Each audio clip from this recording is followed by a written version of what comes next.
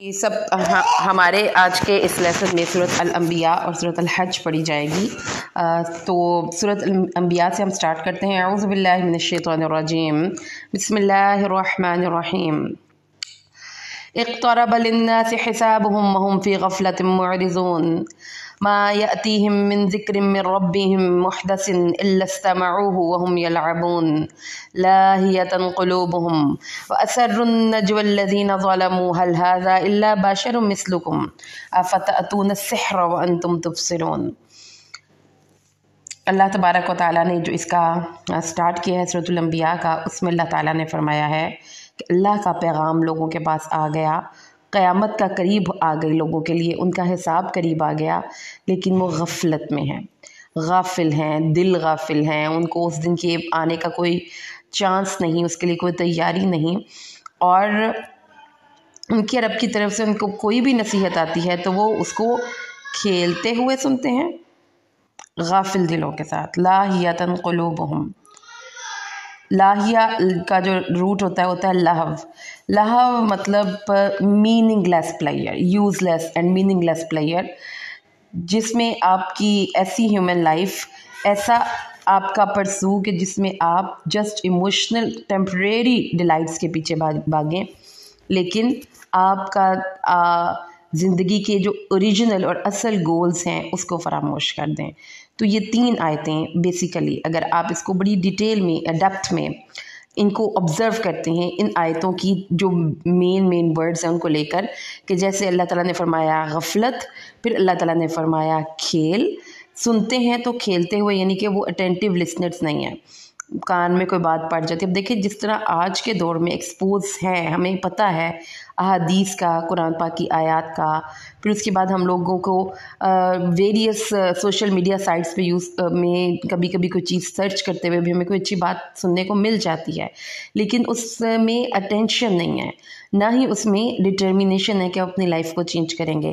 اور پھر اللہ تعالیٰ نے بتایا کہ ان کے دل لہو یعنی ان کی لائف میں پرائرٹیز وہ چیزیں ہیں جو کہ ان کو ٹیمپریری پلیئرز دیتی ہیں، use less and meaningless players ہیں وہ، اور آپ اپنے ایموشنز کے پیچھے جاتے ہیں۔ تو اگر ہم اس ورڈ کو تحقیق کرتے ہیں تو اس میں سارے کھانے کی فیلڈز آ جاتی ہیں، میک اپ انڈسٹری آ جاتی ہے، یہ جتنی ولاگرز اور بلاگرز ہیں جو میک اپ پہ اور لائف سٹائل پہ ویڈیوز بنا رہی ہوتی ہیں، تو وہ کیا ہے؟ ٹیمپریری پلیئرز ہیں نا۔ اور ہمارا اگر آپ آبزرو کریں تو ہماری خواتین کا جو کہ سوشل میڈیا استعمال کرتی ہیں، بیشتر وقت یہ ڈرامہ انڈسٹری اور اس طرح سے ان چیزوں کو دیکھنے میں صرف ہوتا ہے۔ تو اللہ تعالیٰ نے ہمیں وارن کر دیا ہے، قرآن پاک کو پڑھ کر وارننگز ملتی ہیں کہ بی ویئر، جو آپ کر رہے ہیں وہ درست نہیں کر رہے۔ اور جس طرح ایک اسٹوڈنٹ کو کہا جاتا ہے نا، دیکھیں پیپر سر پہ آپ کے اور آپ پڑھ نہیں رہے، آپ فیل نہ ہو جائیں۔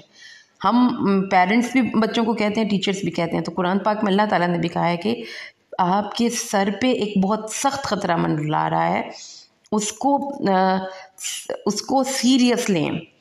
یہ نہیں ہے کہ آپ نے جسٹ اس کو as a play thing use کرنا ہے۔ تو یہ چیزیں ہم نے بھی سمجھنی ہیں۔ یہ تین ورڈز ہیں جو کہ ذہن میں رکھیے گا، اور یہ کسی دوسرے کی طرح before pointing finger towards any other person, just look upon your own self کہ آپ کدھر کھڑے ہیں۔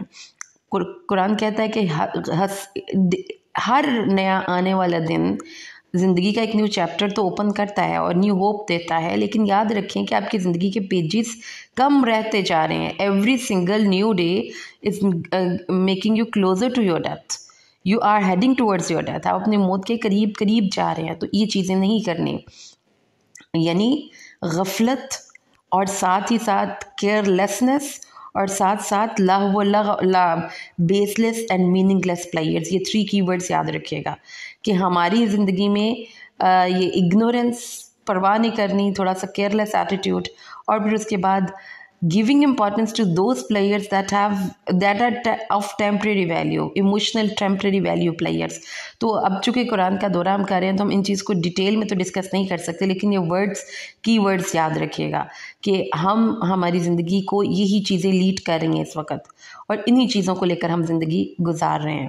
اللہ تعالیٰ نے آگے جو بتایا وہ بتایا کہ کچھ اب یہ لوگ جو یہ کرتے ہیں، پھر الٹیمیٹلی ان کا ایک ایٹیٹیوڈ ہو جاتا ہے کہ وہ ہر وہ بندہ جو ان کو نصیحت کرتا ہے وہ ان کو اچھا نہیں لگتا، وہ ہر وہ بندہ جو ان کے ساتھ ان کو کہتا ہے کہ نیکی کے راستے پر چلو، اور یہ اپنی جو تم ایک وداؤٹ اینی لمٹس لائف گزار رہے ہو، اس کو تھوڑی سی لمٹس میں کرو، کرٹیل کرو. تو وہ لمٹس کس کو اچھی لگتی ہیں؟ پابندیاں تو کسی کو بھی پسند نہیں. آپ دیکھیں گے بچوں کو پابندی لگائیں گے ان کو غصہ چڑھے گا، آپ اپنے اسٹوڈنٹس کو پابندی لگائیں گے ان کو غصہ چڑھے گا.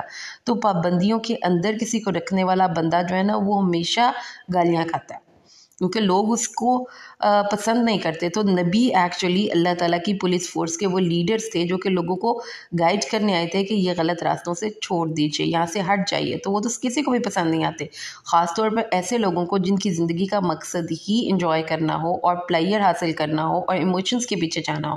تو پھر وہ کہتے ہیں کہ یہ جادوگر ہیں، اور پھر وہ ان کو کہتے ہیں کہ یہ تو ان کو تو الٹی باتیں آتی ہیں، ان کو ہلوسینیشنز ہوتے ہیں، وہم ہوتے ہیں، ان کے دماغ پہ کوئی الٹے سیدھے اسیب کے اثرات ہیں.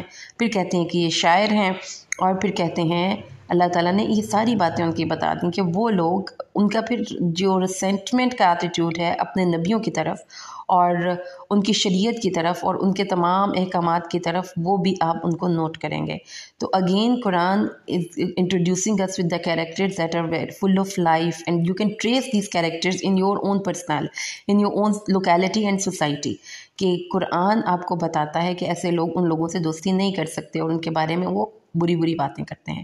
اللہ تعالیٰ نے آگے فرمایا ہے کہ جتنے بھی رسول اس دنیا میں آئے اللہ تعالیٰ نے ان کو انسان بنا کر بھیجا، پھر اللہ تعالیٰ نے ان نبیوں سے کیے گئے اپنے وعدوں کو پورا کیا.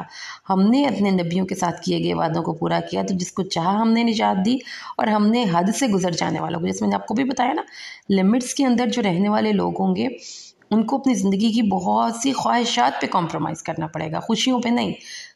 شریعت آپ کو کوئی بھی ایسی چیز نہیں پابندی لگاتی جو کہ آپ کی لیے اوریجنلی پلیئر کا سورس ہو اور شریعت کیا ہے آپ نے یہ نہیں کرنا. ہماری جب خواہش بڑھ جاتی ہے تو خواہش کی تو کوئی لمٹ نہیں.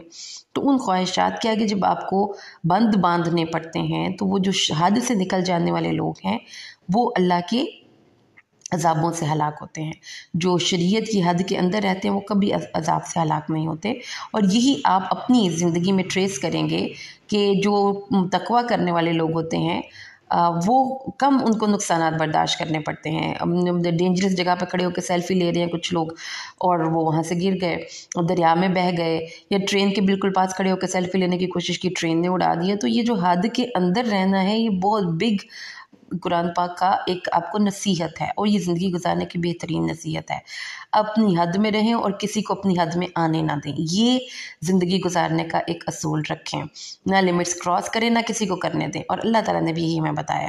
اچھا، اس کے بعد اللہ تعالیٰ نے رسولوں اور بستیوں کا ذکر کیا اجمالاً، کہ جو لوگ نبیوں کا انکار کرتے ہیں ہم نے آپ سے پہلے کتنی بستیوں کو ہلاک کیا. کم قسم نہ، ہم نے کتنی بستیوں کو آپ سے پہلے ہلاک کیا، اور وہ بستیاں کون تھیں؟ ظلم کرنے والی تھیں. اور ہم نے وَأَنشَأْنَا مِن بَعْدِهَا قَوْمًا آخَرِينَ، اور ان کے بعد ہم نے اور بہت سے لوگوں کو پیدا کیا. بستیوں کو ہلاک کیا پھر پیدا کیا. تو یہ پروسیس ہے. اللہ تعالیٰ نے ہمیں بتایا کہ جو خراب لوگ ہو جاتے ہیں، آپ کے گھر میں سبزی آتی ہے، جو خراب پارٹ ہوتا ہے آپ اس کو کاٹ کر پھینکتے وقت بالکل بھی اداس نہیں ہوتے، اور نہ ہی آپ کو یہ تکلیف ہوتی ہے کہ ہائے اللہ میں نے پھل کاٹ کے پھینک دیا. جو چیز خراب ہو جاتی ہے وہ بائی نیچر اب وہ یوز لیس ہو چکی ہے. تو اس لیے اللہ تعالیٰ نے فرمایا کہ ہم نے کتنی بستیوں کو، ظالم بستیوں کو ہلاک کیا، اور ان کے بعد ہم نے بہت سی اور قوموں کو پیدا کیا. جب انہوں نے ہمارا عذاب محسوس کیا تو اذا ہم منہا یرکضون، تو وہ وہاں سے بھاگنے لگے. دے ٹرائی ٹو فلی، وہ وہاں سے بھاگنے کی کوشش کرنے لگے. لیکن وہ جو ان کا ایک باطل زوم تھا نا کہ I can control all the situation and I have this authority, I can control all the circumstances, وہ ان کی جو یہ ایک ڈیلیوژن تھا، غلط فہمی تھی، اس نے ان کو تباہ کیا تھا کہ وہ کہہ رہے تھے کہ کچھ بھی نہیں ہونے لگا. لیکن جب عذاب آیا تو وہ وہاں سے بھاگنے لگے. تو ان کو کہا گیا کہ نہ بھاگو، اب واپس جاؤ انہی مسکنوں میں جن میں تم رہا کرتے تھے، پھر انہوں نے کہا یا ویلنا انا کننا ظالمین۔ اس میں جو یا ویلنا ہے نا، اس میں وہ جو ایک بینڈ ڈالنے والی آواز ہوتی ہے نا، چیخ چیخ کے رونے والی، یہ وہ تاثر اپنے اندر پیدا کریں کہ پہلے تو دوڑنے کی کوشش کی، عذاب سے چھوٹنے کی کوشش کی، لیکن جب ان کو پتہ چل گیا کہ اب چھٹکارا نہیں، تو پھر وہ اونچی اونچی روتے ہوئے کہنے لگے ہائے ہم تو ظالم تھے، ہم ہی ظالم تھے، خود کو کوسنے لگے۔ تو اللہ تعالیٰ نے فرمایا کہ ان کی یہ بات اس وقت تک رہی یہاں تک کہ ہم نے ان کو کٹی ہوئی کھیتی اور بجھی ہوئی آگ کی طرح کر دیا۔ تو اس کو پیچھے سے کنیکشن جوڑیں۔ اب یہ کنڈیشن تک کیوں پہنچے؟ وہ بیماری کا آغاز ان کا دنیا کی زندگی میں ہوا تھا، کیئرلیسنس، غفلت، اور اللہ کے احکامات کو دھیان سے نہیں سننا، اور اپنی ہی من موج میں زندگی گزارنا، اور کوئی منع کرتا ہے تو ہم کیوں بتائیں آپ، اور ان بیس لیس پلائرز کے پیچھے بھاگنا جو کہ ان کو for the timing temporary emotional pliers ہیں، جن کو کہ وہ اپنی زندگی میں ٹاپ پہ رکھے ہوئے ہیں اور اللہ کے احکامات کو نافرمانیوں سے بدل رہے ہیں، اور ان کا اینڈ یہ ہوا۔ تو یہ کہانیاں ہمیں، میرے پیارے معزز لسنرز، کہانیاں سمجھ کے نہیں پڑھنی، یہ زندگیاں بدلنے کے لیے پڑھنی ہے کہ ہماری اندر کی جو ایک کیفیات ہیں وہ اللہ تعالیٰ بڑے اچھے طریقے سے ہمیں بتا رہا ہے۔ اور ہم ساتھ بہت پتھیٹک سچویشن ہے ہماری آج کی یوتھ کی، یونیورسٹیز میں، کالجز میں، اسکولز میں، کہ ان کو ہمارے ٹیچرز یہ گائیڈ کر رہے ہیں کہ آپ نے زندگی میں پیسہ لینا ہے اور انجوائے کرنا ہے، اور یہی زندگی کا مقصد ہے۔ حالانکہ قرآن پڑھے بنا ہمیں زندگی کا اصل مقصد سمجھ میں نہیں آتا۔ اس کے بعد اللہ تعالیٰ نے زمین و آسمان کی پیدائش میں کے بارے میں اور یہ سارا بتایا، اور ساتھ نبیوں کے رسالت کا اثبات کیا۔ اللہ تعالیٰ نے ہمیں یہ بتایا کہ زمین و آسمان جو ہم نے پیدا کیے ہیں وہ ہم نے اس لیے پیدا نہیں کیے کہ یہ دنیا ایک کھیل تماشا ہے، بلکہ ہم نے اس زمین و آسمان کو پراپر ایک پلان کے تحت پیدا کیا ہے۔ اور اللہ تعالیٰ نے فرمایا ہے کہ جو زمین و آسمان کی مخلوق ہے وہ اور ہے، جو آسمان کی مخلوق یعنی فرشتے ہیں وہ سیریس بھی ہوتے ہیں اللہ تعالیٰ کے احکامات کو لے کر، اور اس کی عبادت کرتے وقت اور تسبیح کرتے وقت وہ اکتاتے بھی نہیں۔ یہ فرشتوں کے دو اور کام ہیں جو ہم نے آج سیکھے ہیں کہ وہ اللہ کی عبادت سے اکتاتے نہیں، رات میں بھی اور دن میں بھی، اور ہر وقت وہ اللہ کی تسبیح کرتے ہیں اور اس میں کبھی بھی سستی نہیں کرتے۔ تو فرشتوں کی یہ کوالٹی بھی یاد رکھیے۔ پھر اللہ تعالیٰ کی ہمیں ذات کے مختلف جو خصوصیات، جو کہ قرآن کا ایک اسلوب ہے کہ جب وہ کسی کیریکٹر کو بتاتا ہے، کسی ایسے کیریکٹر کو جو آپ کے لیے ایک بیڈ کیریکٹر ہوتا ہے، یعنی جس کو آپ نے فالو نہیں کرنا، کسی صورت نہیں کرنا، اپنا جائزہ لینا ہے ہم نے کہ کیا ہم تو اس کیٹیگری میں فال نہیں کرتے کہ ہمارے لیے بھی زندگی کی جو بیس لیس اور ٹیمپرری پلائرز ہیں، ایموشنل پلائرز ہیں، ہم کسی چیز کو دیکھ کر ہم بس امپلسو بائنگ کر رہے ہیں کہ اچھی لگی تو خرید لی، اور امپلسو ہم کوئی چینلز کو دیکھتے ہیں، تو یہ چیزیں ہم نے اپنے آپ کو روکنا ہے، لمٹس میں رہیں گے تو بچیں گے۔ اچھا جی، اس کے بعد اگر آگے چلے تو اللہ تبارک و تعالیٰ ہمیں اپنے ذات کے بارے میں اور بہت خوبصورت دلائل دیتے ہیں کہ اللہ تعالیٰ نے بتایا کہ اللہ تعالیٰ ہے جو زمین و آسمان کا خالق ہے، اور قرآن اس نے نازل کیا اور رسولوں کو اس نے بھیجا۔ تو یہ تینوں چیزیں کنیکٹڈ ہیں، اللہ تعالیٰ کے رسول۔ تو یہ جیسے آپ بھی تو آج کو اگر آپ پاکستانی سیاست سے تھوڑے سے نو ہاؤ رکھتے ہیں اس وقت، تو تھوڑا سا انٹرسٹ ہے آپ کو، تو آپ کو پتہ چلے گا کہ جو اسٹیٹ ہوتی ہے، جس کے پاس پاور ہوتی ہے، اس کو اگر اس کا کوئی نمائندہ کسی کے پاس جاتا ہے، اسٹیٹ اس حاکم کا پیغام لے کر، اور وہ اس کو نہیں مانتا، تو اس نمائندے کی انسلٹ نہیں ہے، وہ اس بھیجنے والے کی انسلٹ ہے جس نے بھیجا ہے اس کو، ٹھیک ہے؟ تو اسی لیے پھر جو نبیوں کی بات نہیں سنتے تو اٹ مینس دیٹ کہ الٹیمیٹلی وہ اللہ کے ساتھ پنگا لیتے ہیں۔ تو پھر اللہ تعالیٰ کی تو طاقتیں بہت ہیں، پھر اس لیے اللہ تعالیٰ نے فرمایا کہ ہم نے کسی بھی رسول کی طرف جب وحی کی اور اس کو کہا کہ بندوں کو کہو کہ میرے علاوہ کوئی معبود نہیں اور میری عبادت کریں، تو انہوں نے اس کو نان سیریس لیا، انہوں نے پرواہ نہیں کی۔ تو اس کے بعد پھر اللہ تعالیٰ نے ان کو جہنم میں پھینکا۔ تو یہ چیزیں ذہن میں رکھیں کہ رسول جو ہیں وہ اب اپنی بات نہیں کر رہے، وہ ایک پیغام لے کر آئے ہیں اللہ کی طرف سے۔ اگر آپ ریٹ آف اسٹیٹ کو چیلنج کر کے نہیں بچ سکتے اور اسٹیٹ اپنی بات منوا لیتی ہے آپ سے، تو کیسے ہو سکتا ہے کہ آپ اللہ کے رسولوں کی بات نہ مانیں اور آپ بچ جائیں؟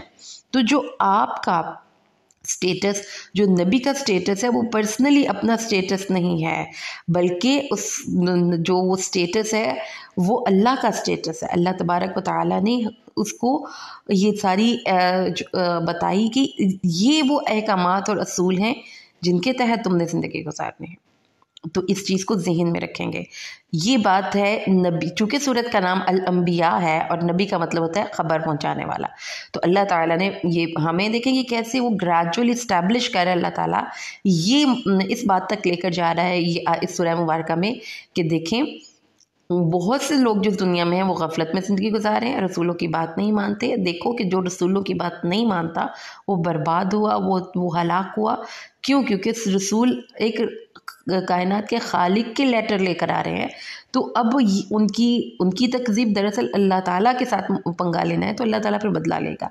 इसके बाद अल्लाह ताला ने आयत नंबर 30 में जो मोस्ट मॉडर्न थेरी है ज़मीन और आसमान की पैदाइश के हवाले से, जिसको द बिग बैंग थेरी कहा जाता है, जो कि मोस्ट रीसेंट थेरी है, 1931 में डिस्कवर हुई थी और उससे पहले लोगों को डिफरेंट अदर आरा थी। उस बिग बैंग थेरी में ये कहा गया है कि ज़मीन जो थी एक टाइनी डेंस फायर बॉल थी, टाइनी और बहुत डेंस फायर बॉल थी। फिर ये फट कर अलहदा हुआ, आसमान अलहदा हुआ, ज़मीन अलहदा हुआ। That was a big bang, एक बहुत बड़ा धमाका हुआ। तो आसमान जो है वो सेपरेट हो गया, ज़मीन सेपरेट हो गई। If you are interested to know further about तो you can just Google it. इसके बारे में आपको बहुत सी इंफॉर्मेशन मिल जाएंगी। और वो जो 1931 में डिस्कवर हुई है वो 1400 ईयर्स अगो कुरान में अल्लाह ताला ने लिख दी। क्या काफिरों ने नहीं देखा कि ज़मीन और आसमान रत्क़ा बंद थे, दे वर लाइक एक दूसरे के साथ जॉइन थे। फ़फ़तक़नाहुमा, तो हमने उन दोनों को सेपरेट किया, वी थंडर्ड देम अपार्ट। और फिर उसके बाद हमने, और एक और चीज़ है, वजअलना मिनल माइ कुल्ला शैइन हय्य, और हर जिंदा चीज़ को हमने पानी से बनाया। कुरान पाक में आप ये देखें, and then look upon your own body, your body is 80% water. आपके दिमाग में, आपके दिल में, आपके खून में, और ये जो हमारे ये बहुत छोटे से जो ये हमारे बॉडी के सेल्स हैं, सब में 80% वाटर है। तो अल्लाह ताला ने फरमाया कि पानी से हर जिंदा चीज़ को बनाया। और पानी के अंदर, ये आपको पता है कि मदर के वूम्ब में भी ऑल वाटर होता है जिसमें बच्चा बड़ा होता है। तो अल्लाह ताला ने कुरान में ये बात भी हमें बताई। और ये जो है ये थेरी बिग बैंग, ये आप इसको ज़रूर स्टडी कीजिएगा and you will be amazed eight कि जो कुरान में साइंटिफिक फैक्ट्स आपको मिलते हैं, हाउ ट्रू दे आर, किस कदर वो ट्रू हैं और किस कदर उनको आप प्रैक्टिकली वो प्रूवन साइंटिफिक फैक्ट्स हैं। अच्छा, उसके बाद अल्लाह ताला ने फरमाया ज़मीन में पहाड़ गाड़े।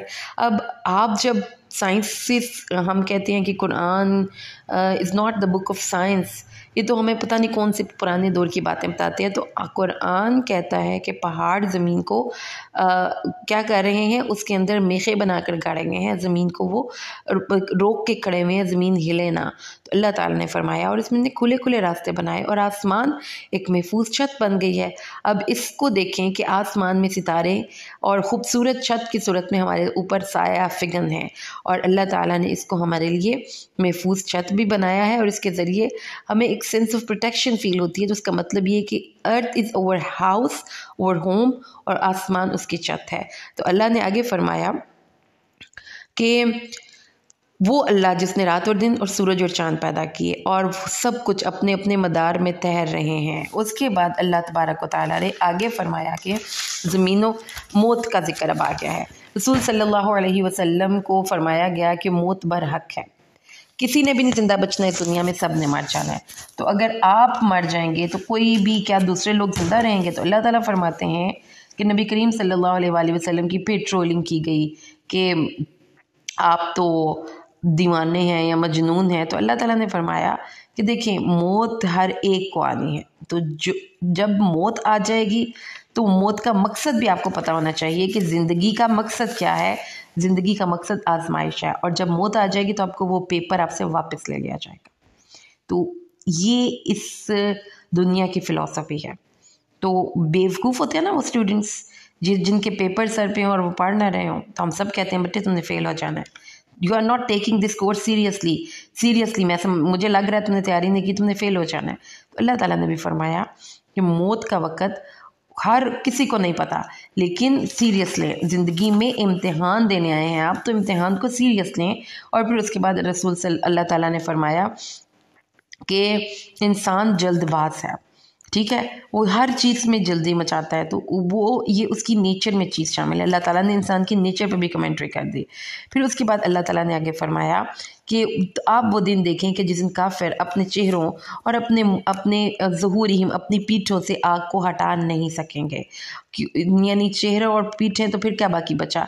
यानी कि चेहरा उनके जिस्म का सबसे खूबसूरत हिस्सा होता है और पुछ जिस्म का सबसे मजबूत हिस्सा होता है, तो हर दोनों तरफ से उनको आग लग रही होगी। और अल्लाह ताला फरमाते हैं उनके पास ये क़यामत अचानक आएगी। और फिर जब इंसान इस वक्त जो अकड़ के बैठा हुआ है ना, आप में, मुझ में या किसी भी इंसान में कभी अकड़ पैदा होने लगे ना, अपनी हुस्न पे, अपनी जवानी पे, फिर अपने इक़्तिदार पे, या दिमाग में शैतान ये गलत सोच डालने लगे कि आई कैन कंट्रोल एवरीथिंग, तो पता क्या क्या करें?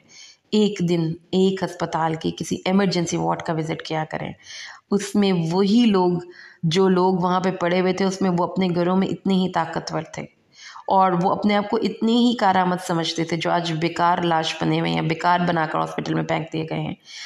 और वो लोग जो 6-6 महीने से हॉस्पिटल में ड्यू टू एनी फिज़िकल डिफ़ॉर्मिटी या मेंटल डिफ़ॉर्मिटी, ज़रा एक चक्कर लगा के आया करें। दुनिया में अल्लाह दिखाता है कि जब अल्लाह इख्तियारात छीनने पर आता है तो ज़ुबानें बंद हो जाती हैं।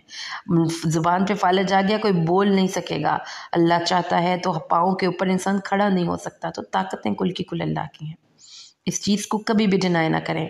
तो ये जो हम शॉर्ट साइटेडनेस का शिकार हो जाते हैं ना, ये शैतान हमारे साथ होता है। तब अल्लाह ताला फरमाते हैं रसूलों का भी मजाक उड़ाएगा, तो ये कोई नई बात नहीं है। हर रसूल को मजनून, दीवाना, बेवकूफ़, पागल और पता नहीं क्या क्या अलकाबात से नवाजा गया। इसलिए इस चीज़ को बर्दाश्त करके ही हक बात आगे पहुँचाई जा सकती है। इन चीज़ों पे दिल बर्दाश्ता होकर और नेकी के रास्ते को अगर आप छोड़ देंगे तो फिर आप कभी भी नेकी के रास्ते पर परसिस्टेंट नहीं रह सकते। अल्लाह ताला ने आगे हमें बताया। अब हम आगे चलते हैं तो अल्लाह ताला ने हमें क़यामत के बारे में बताया है।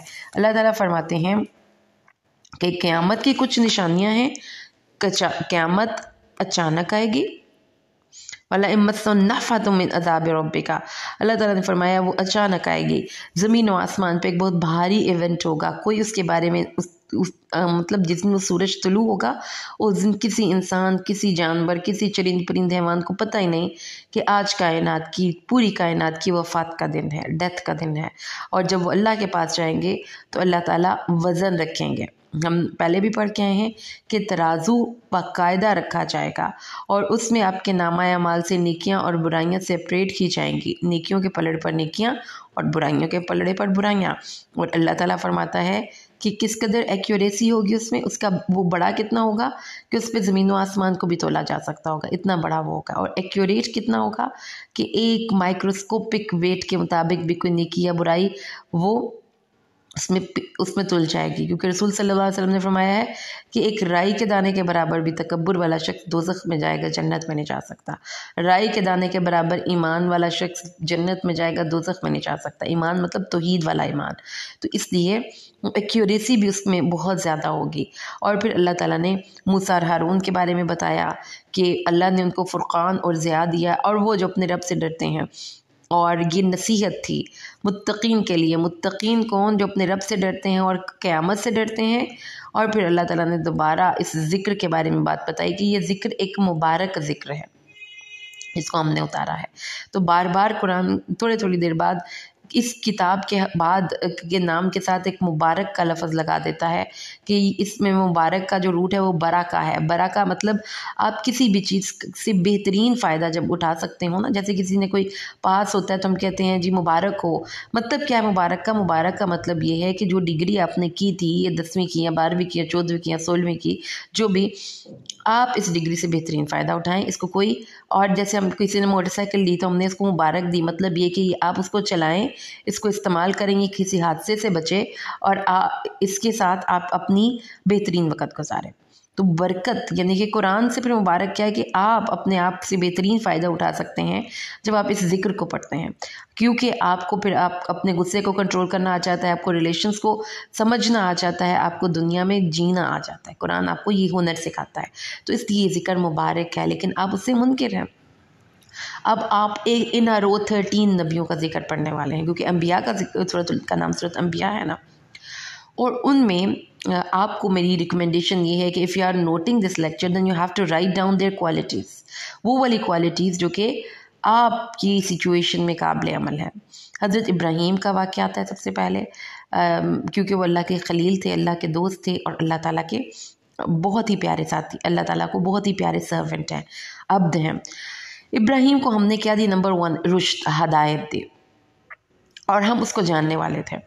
جب اس نے اپنے باپ اور اپنے قوم سے کہا کہ یہ کیسی مورتیاں ہیں جن پر تم اعتکاف کیے بیٹھے ہو، تو انہوں نے کہا کہ ہمارے باپ دادا ایسا کرتے تھے۔ تو حضرت ابراہیم نے پھر اپنے دماغ میں، اس وقت وہ کسی میلے میں جانے والے تھے، حضرت ابراہیم علیہ السلام ان کو سمجھانے کی کوشش کر رہے ہیں کہ یہ جو مورتیاں تم لوگ جن کے اوپر تم تکیہ کر کے مجاور بنے ہوئے بیٹھے ہو، یو آر رانگ، آپ غلط سائڈ پہ چل رہے ہیں، اللہ تعالیٰ کی بات مانیں۔ لیکن وہ لوگ ان کی بات نہیں سن رہے تھے۔ اب ان کو حضرت ابراہیم نے ایک پریکٹیکل سلوشن دینا تھا۔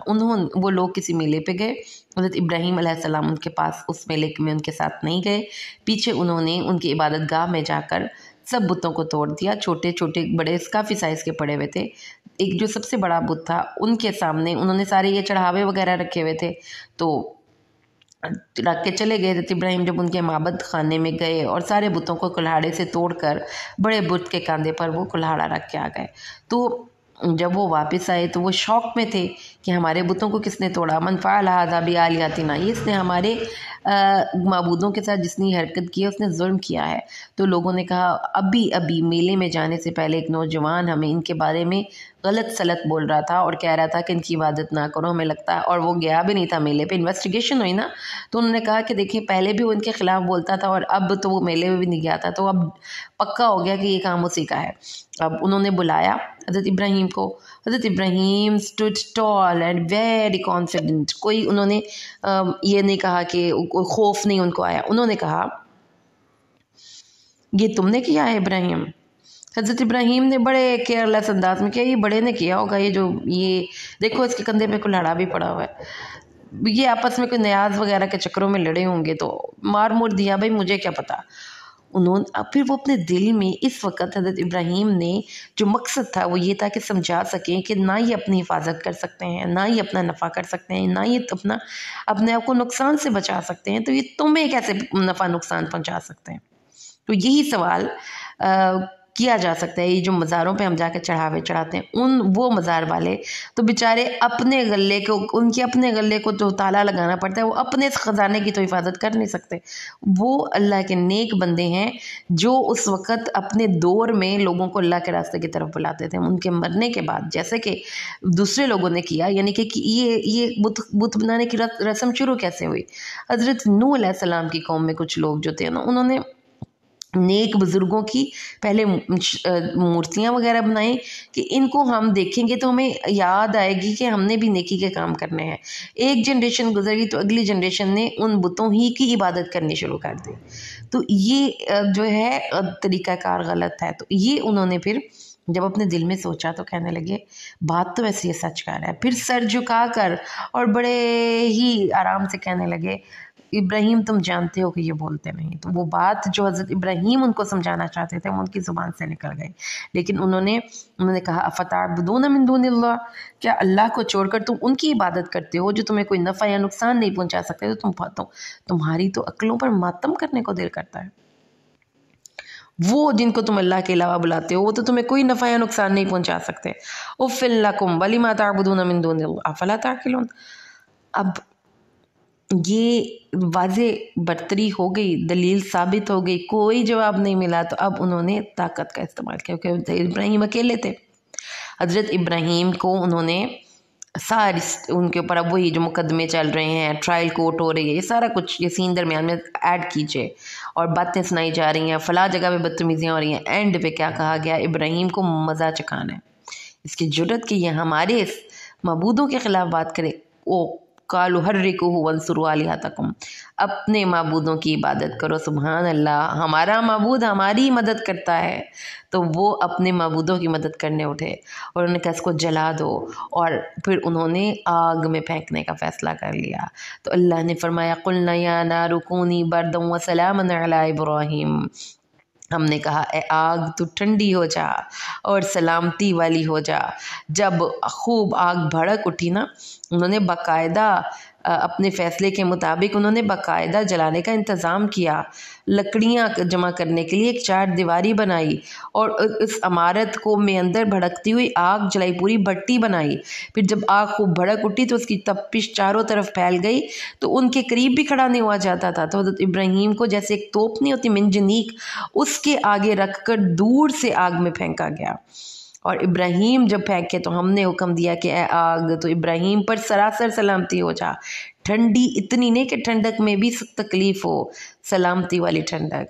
और इब्राहीम अलैहिस्सलाम ने उस वक़्त क्या दुआ करते थे उस आग में, वो जो हमने पढ़ी है ना, हस्बुनल्लाहु व निअमल वकील, ये वाली दुआ वो पढ़ा करते थे जब वो आग के अंदर जाने लगे।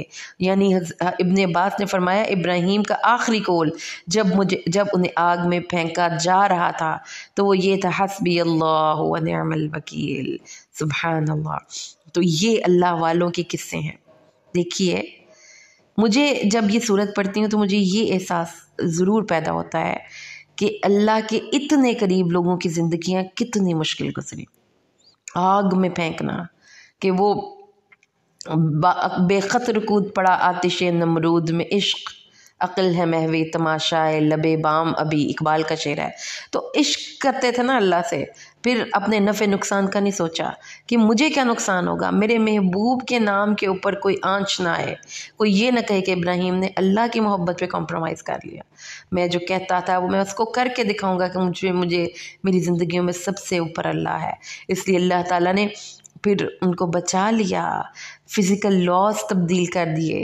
अल्लाह ताला ख़ुद आग से मुखातिब हुआ, हालांकि अल्लाह का अमर होता है कुन फ़यकुन, अल्लाह ने आग से ख़िताब किया। तो ये अल्लाह बताता है सब्र करके दिखाओ, अल्लाह के लिए कुछ कर अपने आप को रोक कर दिखाओ तो तुम्हारी ज़िंदगी में मोजिज़े होंगे, जैसे इब्राहीम की ज़िंदगी में मोजिज़े हुए थे। और फिर अल्लाह ताला ने हज़रत इब्राहीम को इसहाक़ दिए, याकूब दिए और हर एक को नेक बनाया, और अल्लाह ताला ने उनको इमाम बनाया, इन तीनों को, इब्राहीम को, इसहाक़ को, याकूब को। और हमने उनकी तरफ नेकियों की वहियाँ की और नमाज कायम करो और ज़कात दो। फिर लूत को देख लीजिए, कौम के खिलाफ, पूरी कौम के ख़िलाफ़ फ़र्द वाहिद, वन मैन आर्मी, कोई और नहीं कि उनके साथ खड़ा हो। तो क्या उनके लिए ज़िंदगी आसान होती ना अपनी कौम के रास्ते पर चलने की? तो क्यों नहीं आप हक़ बात कहते, खा आपकी अपनी नौकरी को ख़तरा हो, खा आपकी अपनी ज़िंदगी को ख़तरा हो, अगर तो अल्लाह के लिए हक़ पे खड़े हो गए हैं तो यकीन माने कि अल्लाह ताला आपका नाम भी यूं ही ज़िंदा रखेगा जैसे इन अंबिया का नाम ज़िंदा रखा। लूत की कौम बेहयाई में बेमिसाल कौम, वो महफ़िलों में बदकारी करती थी, वो रास्तों में बदकारी करती थी, वो हत्ता के कोई किसी के घर मेहमान आता था तो उसको ले जाकर जबरन उसके साथ बदकारी करते थे। बेहया कौम थी। तो अल्लाह ताला ने उस गंदे काम करने वाली बस्ती से लूत को निजात दे दी।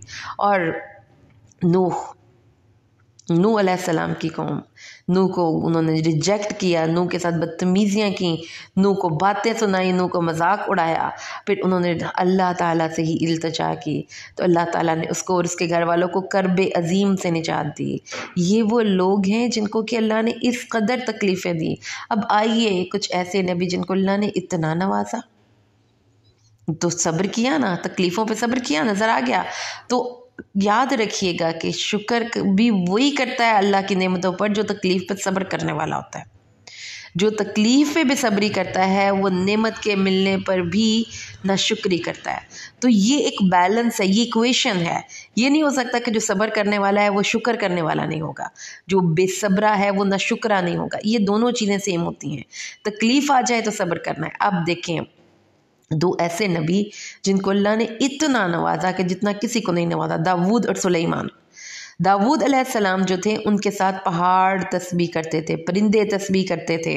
अल्लाह ताला ने उनको हिकमत दी थी, हुकूमत दी थी अल्लाह ताला के, और अल्लाह ताला ने उनको सनत साजी सिखाई थी कि वो लोहार थे पेशे के एतबार से, और वो ज़िरें बनाते थे, जो जंग में हथियार वो नहीं बनाते, पहनते हैं। जब दाऊद और सुलेमान जब वो फैसला कर रहे थे खेती के बारे में, जब इसमें लोगों की बकरियां रात को चर गईं, और इस फैसले के वक्त हम हाजिर थे, जानवरों का रात को खेत में फैल जाना और खेती के तमाम फलों को खा जाना, तो इन आयत में अल्लाह ताला ने दाऊद और सुलेमान को अता करदा नेमतों का जिक्र फरमाया। पहले अल्लाह ताला ने फरमाया कि वो नेमत जो दोनों को अता हुई थी, अब बाद में दोनों की अलग-अलग नेमतों का जिक्र होगा। हमने हर एक को हिकमत दी थी और इल्म दिया था। हिकमत यानी कुव्वत फ़ैसला, और इल्म से मुराद तब से इल्म शरीयत है। इन आयत की तफसीर इब्न जरैर ने इब्न मसूद से नकल किया है कि ये अंगूर की बेलें थी जिनके गुच्छे निकल चुके थे, जिन्हें भेड़ बकरियों ने उजाड़ दिया था। फरमाते हैं कि दाऊद अलैहिस्सलाम ने फैसला फरमाया कि भेड़ बकरियां अंगूर की बेलों के मालिक को दी जाएंगी। तो सुलेमान ने कहा कि ए अल्लाह के नबी, इसका फैसला और है। उन्होंने पूछा वो क्या है? अर्ज़ किया कि आप अंगूर की बेलें भेड़ वालों को दे दें और वो उसकी निगहदाश्त करें। यानी मुकदमे का फैसला ये हुआ, हज़रत दाऊद ने कहा कि अंगूर की बेलें बकरियां भेड़ अंगूर की बेलों के मालिक को दे दी जाएं। यानी बकरियां जो थी ना, वो किसी दूसरे के खेत में चली गई, वो लेकर आया कि जी मुकदमा कि इन्होंने मेरी बेलें ख़राब कर दी हैं। तो दाऊद ने कहा कि बकरियां रख लो तुम। तो इससे फिर दूसरे फरीक का नुकसान होना था बेचारे का, कि उसका क्या कसूर है? बकरियां ने खाया, बेशक केयरलेसनेस उसकी थी। तो सुलेमान ने उसका बेहतर हल बताया कि आप अंगूर की बेलें बकरियों वाले के हवाले करें कि इसको काश्तकारी करें फ्री ऑफ कॉस्ट। जब दोबारा इस पे अंगूर उगाएंगे तो ये वो ज़मीन वापस उसकी कस्टडी में चली जाएगी। तब तक जो अंगूर वाला है वो उसकी बकरियों से फ़ायदा उठाएगा, इस तरह से, ताकि दोनों का नुकसान ना हो। तो अल्लाह ताला ने फिर फरमाया कि हमने इस फैसले की जो फ़हम थी वो हज़रत सुलेमान को दी थी, और हमने दोनों को हिकमत और इल्म दिया था। ठीक हो गया। तो अल्लाह ताला ने यहाँ पे ये बताया कि हज़रत सुलेमान अलैहिस्सलाम को अल्लाह ताला ने उस वक़्त मुकदमे का फ़ैसला बता दिया, समझा दिया। तो फ़हम फ़रासत की अगर बात आती है तो उसमें ज़रूरी नहीं है कि एक बड़ा बंदा ही हमेशा फ़हम फ़रासत की बात करे और कभी कोई छोटा बंदा अच्छी बात नहीं कर सकता। ये भी हमारी सोसाइटी का सैड फैक्ट है कि कोई छोटा किसी बड़े को समझाने की कोशिश करे तो उसको तो वैसे ही नहीं बोलने दिया जाता, और अगर वो ज़्यादा बात करे तो उसको डांट के चुप करवा दिया जाता है। तो अल्लाह ताला ने बताया कि जो सुलेमान ने अपने महफिल में बैठकर उस मुकदमे के दौरान अपने वालिद साहब को, अपने नबी जो वक़्त के नबी थे, उनको उन्होंने कहा कि इसका फ़ैसला और है, ये इस तरीके से करे तो ज़्यादा बेहतर होगा। तो इसमें हमें भी सीखने को मिलता है कि आप अगर किसी जगह पर हैं और आपसे छोटे या आपसे जूनियर आपको कोई मशवरा ऐसा देते हैं जो कि ज़्यादा अच्छा है, तो उसको अना का मसला ना बनाएं कि ये छोटा है तो मैं इसकी बात को सुनूं या मानूं। अच्छा जी, उसके बाद आगे चलें तो अल्लाह ताला ने फरमाया कि और हमने दाऊद के साथ पहाड़ों को मुसख्खर किया और तस्बीह करते थे, और वो परिंदे भी। तो जब हज़रत दाऊद तस्बीह पढ़ते थे तो उनके साथ पहाड़ और परिंदे भी मिलकर तस्बीह पढ़ते थे, और वो सब ये कम करने वाले थे। और हमने उनको सनत साजी सिखाई, लिबास बनाना, जैसे मैंने आपको बताया। और फिर अल्लाह ताला ने फरमाया अब तुम शुक्र गुज़ार हो। और सुलेमान को क्या अल्लाह ने अता किया था? अल्लाह ताला ने उनके लिए तेज़ चलने वाली हवा बनाई थी जो हमारे हुक्म से बरकत वाली सरज़मीन की तरफ चलती थी, और हम हर चीज़ का इल्म रखने वाले थे। और फिर उनके लिए शयातीन को अल्लाह ताला ने काबू में कर दिया था। वो शयातीन से, जन्नात से अपनी मर्ज़ी के काम लेते थे, वो उनके लिए गोताखोरियाँ करते थे और बहुत से काम करते थे। तो ये दो पैगंबर वो ऐसे हैं जिनको अल्लाह की अताएँ बेहद बेहिसाब हुई हैं। उनको अल्लाह ताला की तकलीफ़ें आईं, उन्होंने उस पर सब्र किया, और इन नबियों को अल्लाह ने अता किया, इन्होंने इस पर शुक्र किया। तो यही दो कैफियत ज़िंदगी में होती हैं, या सब्र या शुक्र। या अल्लाह ताला ने आपको जब अल्लाह अता कर दे तो शुक्र कीजिए, और जब अल्लाह ताला आपसे छीन ले तो सब्र कीजिए। और अल्लाह ताला ने आगे फरमाया, और अय्यूब अलैहिस्सलाम को अल्लाह ताला ने बीमारी से आजमाया था, जब उसने अपने रब से दुआ की कि अन्नी मस्सनी अद्दुर्र व अंत अरहमुर राहिमीन। आयत नंबर 83 सूरत अल-अंबिया की इस दुआ को अंडरलाइन कर लीजिए।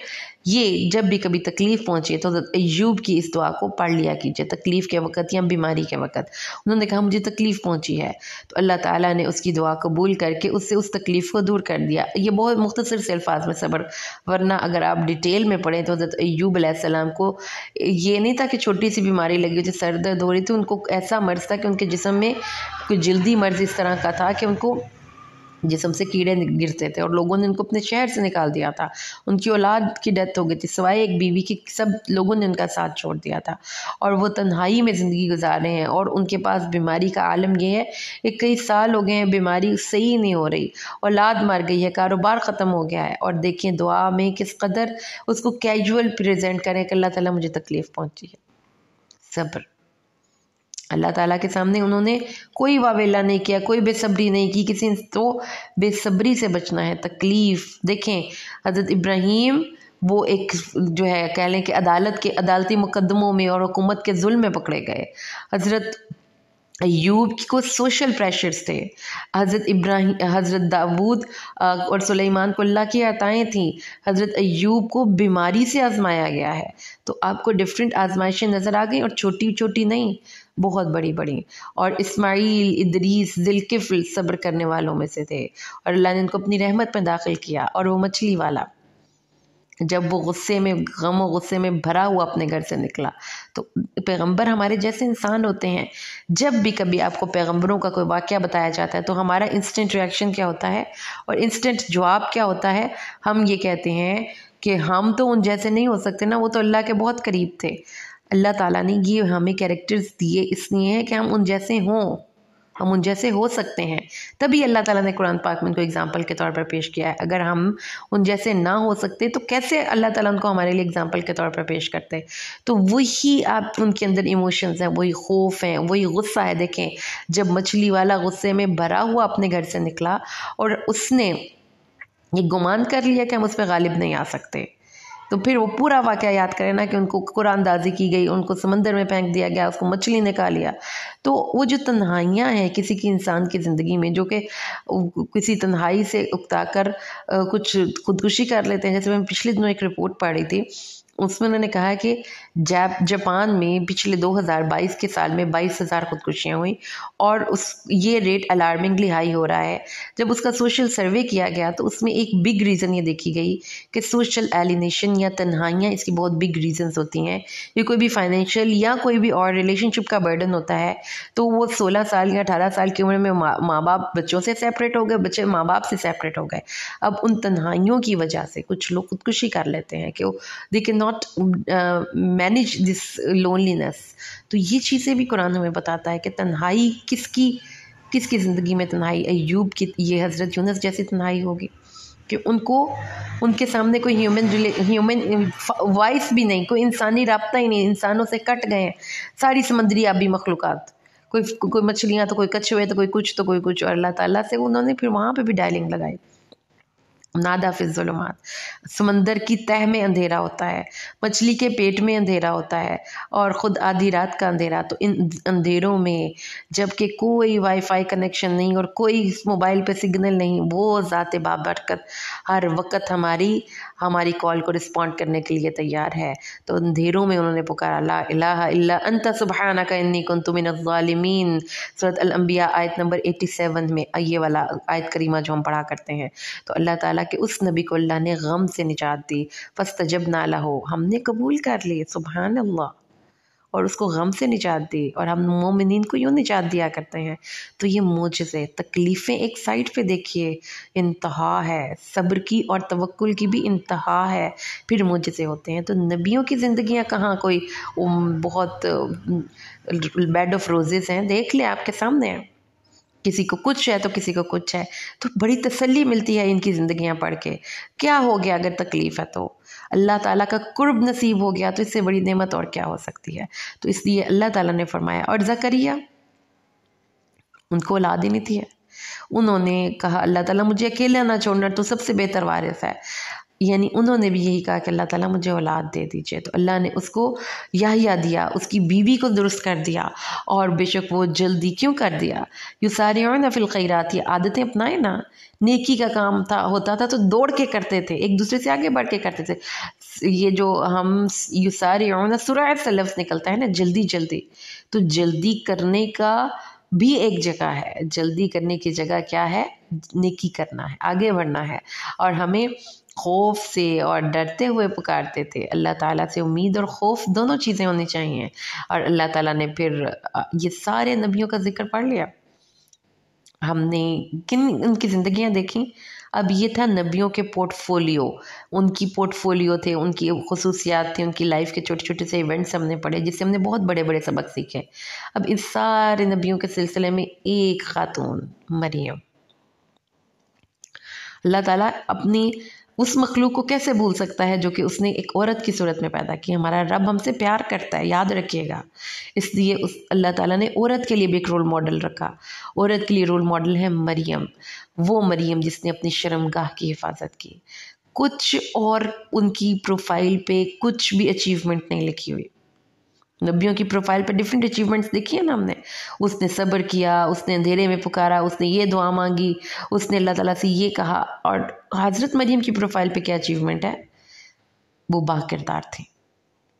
یاد رکھیے گا اس گراؤنڈ پہ اپنی بیٹیوں کی تربیت کرنی ہے کہ ان کا کردار اتنا مضبوط ہو کہ وہ کسی کے سامنے کھڑی ہیں، یعنی اپنے باپ، بھائی، بہن، اپنی ماں یا ان کی غیر موجودگی میں ہیں، ان کا کردار ویسے ہی بے داغ ہوگا. ایسا نہ ہو، اللہ نہ کرے. اور ہم دعا بھی کرتے ہیں کہ اللہ ہماری بیٹیوں کو مریم جیسی کردار کی بلندی اور مضبوطی عطا کرے. لیکن اس میں ہمیں بھی کنٹریبیوٹ کرنا ہے. ہم نے اپنے بچوں کو قرآن پڑھانا ہے، خود پڑھیں گے تو ان کو پڑھائیں گے. حضرت مریم کا کنٹریبیوشن واللتی احسنت فرجها، ان کے پورٹ فولیو پہ کیا اچیومنٹ ہے؟ جنہوں نے اپنی شرمگاہ کی حفاظت کی تو اللہ تعالیٰ نے ان کو ایک بیٹا نصیب کیا. تو وہ ایک اچھی با کردار خاتون تھیں اور ایک اچھی ماں تھیں. اور اللہ تعالیٰ نے اس کے اور اس کے بیٹے کو جہان کے لوگوں کے لیے نصیحت اور ایک نشانی بنا دیا. یہ تمہاری امت ہے. اور اللہ تعالیٰ فرماتے ہیں یہ تمہاری امت ہے اور میں ہی تمہارا رب ہوں، تو مجھ ہی سے ڈرتے رہو. یہ امت واحدہ ہے. اب آگے ہم دیکھیں تو اللہ تعالیٰ نے فرمایا ہے کہ ایک خوبصورت وعدہ ہے ہم سب لوگوں سے. اس کو میں چاہتی ہوں کہ ہم کبھی نہ بھولیں.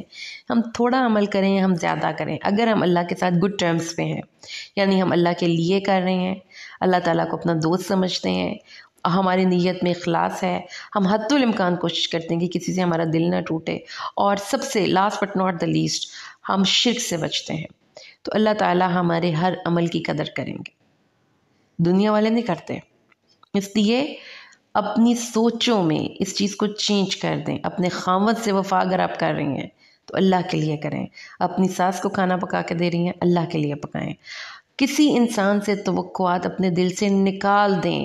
جو توقع لگانی ہے وہ اللہ سے لگائیں، اور اپنے چھوٹے سے چھوٹے عمل کی بھی جزا اللہ سے چاہیں. کوئی اپریسیشن کسی انسان سے نہیں مل رہی تو کوئی مسئلہ نہیں. جس کے لیے کیا وہ تو دیکھتا ہے. نمبر بھی لگ گئے ہیں میرے، یہاں پہ میں فیل ہو گئی ہوں تو کیا فرق پڑتا ہے، اینڈ پہ مجھے پاس تو اللہ نہیں کرنا ہے. تو یہ چیز ذہن میں رکھیں گے تو زندگی اس قدر آسان ہو جائے گی. کسی کی بدتمیزیاں کچھ بھی آپ کو تکلیف ہی نہیں پہنچائے گا کہ آپ نے محنت کی، آپ نے اتنا اچھا کر کے کھانا بنایا، گھر صاف کیا اپنے خاوند کے لیے، وہ آیا اس نے کھانا ہی نہیں کھایا. اب اگر میں اس بندے سے ریوارڈ چاہوں گی میرا دل ٹوٹے گا، کہوں گی میں نے اتنا ٹائم لگایا، اس نے ایک لقمہ بھی چکھا نہیں. اگر تم آپ نے اللہ کے لیے کیا تو کوئی مسئلہ نہیں، میں خود کھا لیتی ہوں. اللہ تعالیٰ نے تو مجھے نمبر دے دیے، اٹس اوکے، نو پرابلم. تو پرفیکشن انسان چاہتے ہیں، وہ غلطیاں بھی نکالتے ہیں، وہ نقص بھی نکالتے ہیں. اللہ کو پتہ ہے کہ آپ نے اپنے شاکلہ میں بیسٹ کیا، آپ سے کچھ غلطی ہو بھی گئی تو کوئی مسئلہ نہیں. تو اللہ تعالیٰ کے لیے اپنی زندگی کے ہر کام کو خالص کریں. آپ جاب پہ اپنے اسٹوڈنٹس کو پڑھا رہے ہیں تو اسٹوڈنٹس کون سے تھینکفل ہوتے ہیں؟ تو سب سے تھینک لیس جو ایک وہ ہے وہ اسٹوڈنٹس ہوتے ہیں. وہ اپنے ٹیچر کو کبھی بھی تھینک نہیں کہتے. تو کیا فرق پڑتا ہے؟ جس کے لیے پڑھایا تھا وہ جانتا ہے. تو یہ چھوٹی چھوٹی سی چیزیں اپنی زندگی میں ایڈ کریں گے تو آپ مینٹل سٹریس سے بچیں گے، ورنہ آپ ہر وقت سٹریس میں رہیں گے. تو اس چیز کو ذہن میں رکھیں گے. فلا کفران علی سعیہ، کوشش کی تھی اس نے نہیں قدر کی نا انسان نے. تو پھر کیوں یہ دس از این آنسر کہ ہم کیوں روتے ہیں انسانوں کی ناقدری کی سائڈ سے کہ جی میں نے تو اتنا کیا, اس نے مجھے منہ نہیں لگایا, نیکسٹ میں اس کو نہیں منہ لگاؤں گی. یہ کام چھوڑ دیں, اللہ کے لیے کیا تو آپ اپنی نیکی کے راستے پر مستقل چل سکتے ہیں, ورنہ اگر آپ انسانوں سے توقع رکھتے ہیں تو پھر آپ نیکی کے راستے پر مستقل نہیں چل سکتے. اللہ تعالیٰ نے آگے ہمیں بتایا کہ قیامت قریب آ جائے گی تو اس وقت آنکھیں پھٹی کی پھٹی رہ جائیں گی, اور وہ جو ظالم تھے وہ کہیں گے ہائے ہماری شامت, ہم ہی غفلت میں تھے. جیسے ہم نے ابھی میں نے بتایا نا کہ غفلت سب سے پہلا ورڈ ہی اللہ نے اقترب للناس, لوگوں کے لیے قریب آ گیا, حسابہم, ان کا حساب, وہم فی غفلت معرضون, تو غفلت کی نیند سے جاگیے. غفلت کس کو کہتے ہیں؟ غافل ہو گیا نا, مطلب کیئر نہیں کر رہے ہیں, پرواہ نہیں کر رہے. تو وہ بھی اللہ تعالیٰ فرماتے ہیں کہ جب قیامت کا وعدہ قریب آ گیا اور قیامت کو دیکھ کر جب ان کی آنکھیں حیرت سے پٹی کی پٹی رہ گئیں تو ویری فرسٹ ورڈ جو ان کی زبان سے نکلا وہ غفلت ہی کا تھا, کیونکہ اللہ تعالیٰ نے تو پہلے سے اسکین کر لیا ہوا تھا کہ ان کے اندر غفلت ہے. تو اس غفلت کا نقصان ہے, یہ فائدہ نہیں ہے کہ ہم کہہ رہے ہیں کہ ہم پرواہ نہیں کر رہے, وی ڈیم کیئر. تو اللہ تعالیٰ فرماتے ہیں تم اور جن کی تم اللہ کے علاوہ عبادت کرتے ہو سب دوزخ میں جلیں گے, اور اگر وہ معبود ہوتے تو اس میں وارد نہ ہوتے, اس میں وہ چیخیں گے اور اس میں گدھے کسی آواز ہوگی اور وہ اس میں تنہائی ہوگی, آواز ہوگی, چیخیں گے, مطلب کوئی ان کی وہاں پہ پرسان حال نہیں ہوگا. تو جو دوزخ کے فرشتے ہیں they are like robots, they have no emotions. Same as کہ کوئی مشین ہو, تو مشین کے اندر کوئی بھی چیز آپ ڈال کر پیسنے لگیں تو مشین کو کوئی بھی چیز اس میں پیس دیں آپ, اس مشین کو کیا دکھ ہونا ہے؟ تو دے آر لائک روبوٹس, ان کے کوئی ایموشنس نہیں ہیں. وہ روئیں, وہ چیخیں, وہ اونچی اونچی بولیں, وہ ان کو پیس دیا جائے, ان کی کھال تبدیل کر دی جائے, تو جو وہ فرشتے ہیں ان کو بالکل کوئی فکر یا پرواہ نہیں ہوگی, because they are designed to act like this. ان کے اندر کوئی رحم اللہ نے ڈالا ہی نہیں, تو وہ کیسے رحم دل ہوں؟ اللہم لا تجعلنا منہم برحمتک. اور جن لوگوں نے نیکیاں کی وہ اس دوزخ سے بچا لیے جائیں گے اور اس کی آہٹ بھنک تک نہیں سنیں گے, اور اس میں اللہ تعالیٰ فرماتے ہیں جو آپ کا جی چاہے آپ حاصل کیجئے, اس میں آپ کو کبھی گھبراہٹ محسوس نہیں ہوگی, اور فرشتے ان کو آ کر ملاقاتیں کریں گے اور ان کو خوشخبریاں سنائیں گے. These two sides of the same picture. Now decide wisely. It's your choice. کس راستے پر چلنا ہے؟ غفلت کے راستے پر, خواہش کے راستے پر, لاہ و لب کے راستے پر بیٹھ کر لا یعنی گفتگو مت کیا کرے کسی بھی محفل میں. کوشش یہ کریں کہ اپنے آپ کو فالتو کی بیس لیس اور کومنٹری سے بھی بچائیں. اور اللہ تعالیٰ نے فرمایا کہ قیامت کا دن اور بتائیں کیا ہوگا. اچھا, اللہ تعالیٰ کے بارے میں تھوڑا سا اپنے مائنڈ کو نا سوچنا, اگر آپ کو, because we can not think, اللہ تعالیٰ اتنے بڑے ہیں ہم سوچ بھی نہیں سکتے. تو ایک لمحے کے لیے سوچیں کہ زمین و آسمان اگر ایک پیپر کی فارم میں ہوں, ان کو لپیٹ لینا اور ان کو ایک ہی ہاتھ میں دونوں کو پکڑ لینا ہو تو وہ ہاتھ کتنا بڑا ہوگا. اللہ تعالیٰ فرماتے ہیں یوم نطوی السماء کطی السجل للکتب, ہم اس دن آسمان کو یوں لپیٹیں گے جیسا کہ خطوں کے ایک تمار کو لپیٹا جاتا ہے, تحریر کے کاغذ کو لپیٹا جاتا ہے. جیسے اپنے ہاتھ میں کسی کاغذ کو گول گول کر کے پکڑ لیتے ہیں نا, تو آسمان اللہ کے ہاتھ میں یوں ہوگا, اور ہم تم سب کو پھر پیدا کریں گے جیسے تم نے پہلی دفعہ پیدا کیا تھا. اور یہ بالکل ہم پر آسان ہے. اور وما ارسلناک الا رحمۃ للعالمین, اور اے نبی ہم نے آپ کو تمام جہانوں کے لیے رحمت بنا کر بھیجا ہے. تو وہ جو رحمت ہمارے نبی ہمارے لیے اللہ کی رحمت عظیم کا مظہر ہے کہ ان کے ذریعے ہم اپنی ذات کی سے بہترین فائدہ اٹھا سکتے ہیں, قرآن پر عمل کر سکتے ہیں, اور ان کی شریعت پر عمل کر کے ان کی سنتوں پر چل کر ہم اللہ کو راضی کر سکتے ہیں. تو اس سے بڑی اور رحمت کیا ہوگی کہ ہمیں اللہ مل جائے. نبی کریم صلی اللہ علیہ وآلہ وسلم دل کے نرم تھے, آپ سب کو پتہ ہے, بہت نرم دل انسان تھے, اور آپ نے فرمایا کہ جس کے جو نرمی سے محروم کیا گیا وہ کل کی کل خیر سے محروم کیا گیا. تو ہمارے نبی کی رحمت, نرمی, ان کے مزاج کے اندر دوسرے انسانوں کے لیے خیر خواہی, یہ وہ چیزیں ہیں جو کہ نبی کریم کی سنت سمجھ کے آپ نے بھی اڈاپٹ کرنی ہے کہ آپ سب انسانوں میں سب سے زیادہ اللہ تعالیٰ کی مخلوق کے خیر خواہ تھے. ان کے لیے کبھی بھی نقصان برداشت نہیں کر سکتے تھے, ان کے لیے دعائیں کرتے تھے, ان کے لیے رویا کرتے تھے, ان کے لیے اداس ہوا کرتے تھے۔ آپ رحمت للعالمین ہیں اور ہم رحمت للعالمین کی امت ہیں، تو ہمیں بھی ان جیسے اخلاق اپنے اندر پیدا کرنے ہوں گے۔ اللہ تعالیٰ فرماتا ہے وقال ربکم قالا، اس نبی نے کہا اے میرے پروردگار، ان کے درمیان حق کے ساتھ فیصلہ کر دے۔ وربنا الرحمن المستعان، ہمارا رب رحمان ہے اور اسی سے استعانت مانگی جاتی ہے اس چیز پر جو تم بیان کرتے ہو۔ تو اللہ تعالیٰ نے یہ جو نبی تھے نا، پھر آخر کار وہ بھی انسان تھے، پھر انہوں نے اللہ تعالیٰ سے، نبیوں نے اینڈ پہ کہا کہ اللہ تعالیٰ ہمارے اور ہماری قوم کے درمیان حق کے ساتھ فیصلہ فرما دے، کہ ہم نے کوشش کر لی، یہ نہیں مان رہے، اب امر تیرا ہی غالب آئے گا، تو بتا کہ کون حق پر تھا اور کون جو ہے وہ باطل پر تھا، تو پھر اللہ فیصلہ کرتا ہے۔ تو اس لیے یاد رکھیے گا کہ حق کی ہی فتح ہوتی ہے۔ کائنات کی ہر چیز، ہر جو سوشل سائنسز کی جتنی بھی ہسٹری میں آتی ہیں نا، وہ سب کی سب اس چیز پر دلالت کرتے ہیں۔ اب ہم سورۃ الحج شروع کرنے لگے ہیں۔ اعوذ باللہ من الشیطان الرجیم، بسم اللہ الرحمن الرحیم۔ یا ایہا الناس اتقوا ربکم ان زلزلۃ الساعۃ شیء عظیم، اے انسانو اپنے رب سے ڈرو، بے شک قیامت کا زلزلہ ایک بہت بڑی چیز ہے۔ یوم ترونہا تذہل کل مرضعۃ عما ارضعت وتضع کل ذات حمل حملہا وتری الناس سکاریٰ وما هم بسکاریٰ ولکن عذاب اللہ شدید۔ ہم نے اس دنیا کو نا ہلکا لیا ہے، اور اس کی سب سے بڑی وجہ ہماری بیڈ چوائس ہے۔ ہم اپنی کبھی قرآن کو اس طرح پڑھیں تو ہم کبھی بھی آف دی ٹریک نہیں ہو سکتے۔ قیامت کا زلزلہ ایک بڑی بھاری بگ تھنگ، یہ قرآن کہہ رہا ہے، وہ ایسا دن ہوگا۔ ایک چھوٹی سی گلمپس دیکھ لیں، دیکھ لو گے کہ ہر دودھ پلانے والی بھول جائے گی اس کو جس کو وہ دودھ پلاتی ہوگی، اور ہر حاملہ کا حمل گر جائے گا، اور تو دیکھے گا کہ لوگ ایک مدہوشی کے عالم میں ہیں، لیکن وہ مدہوش نہیں ہوں گے، وہ اللہ، ولیکن عذاب اللہ شدید، اللہ کا عذاب بڑا سخت ہوگا۔ اس عذاب کی وجہ سے ان کی چہروں کے زاویے بگڑ چکے ہوں گے۔ اللہم لا تجعلنا منہم برحمتک۔ اللہ تعالیٰ فرماتے ہیں کہ لوگوں میں سے کچھ لوگ شیطان کے پیروی کرنے والے لوگ ہیں نا، اب وہ اپنے علم پر اتراتے ہیں اور وہ اللہ تعالیٰ کے بارے میں فالتو کی گفتگو کرتے ہیں۔ یہ جو ایتھیسٹ ہوتے ہیں نا، جن کو اللہ کی ذات کا یقین نہیں ہوتا، وہ اللہ تعالیٰ کے بارے میں اول فول بکتے ہیں، وہ دراصل شیطان کی پیروی کرتے ہیں اور شیطان کے پیچھے لگتے ہیں۔ تو اس لیے اللہ تعالیٰ نے فرمایا کہ ان لوگوں کی بات سن کر آپ نے ایک کان سے سننی ہے اور دوسرے سے نکال دینی ہے۔ اللہ تعالیٰ نے کیونکہ قرآن کی کتاب میں لکھ دیا ہے کہ جو اس شیطان کو دوست بنائے گا تو وہ اس کو گمراہ بھی کرے گا اور عذاب سعیر کی طرف بھی لے کر جائے گا، اس لیے اس شیطان سے دوستی نہیں کرنی۔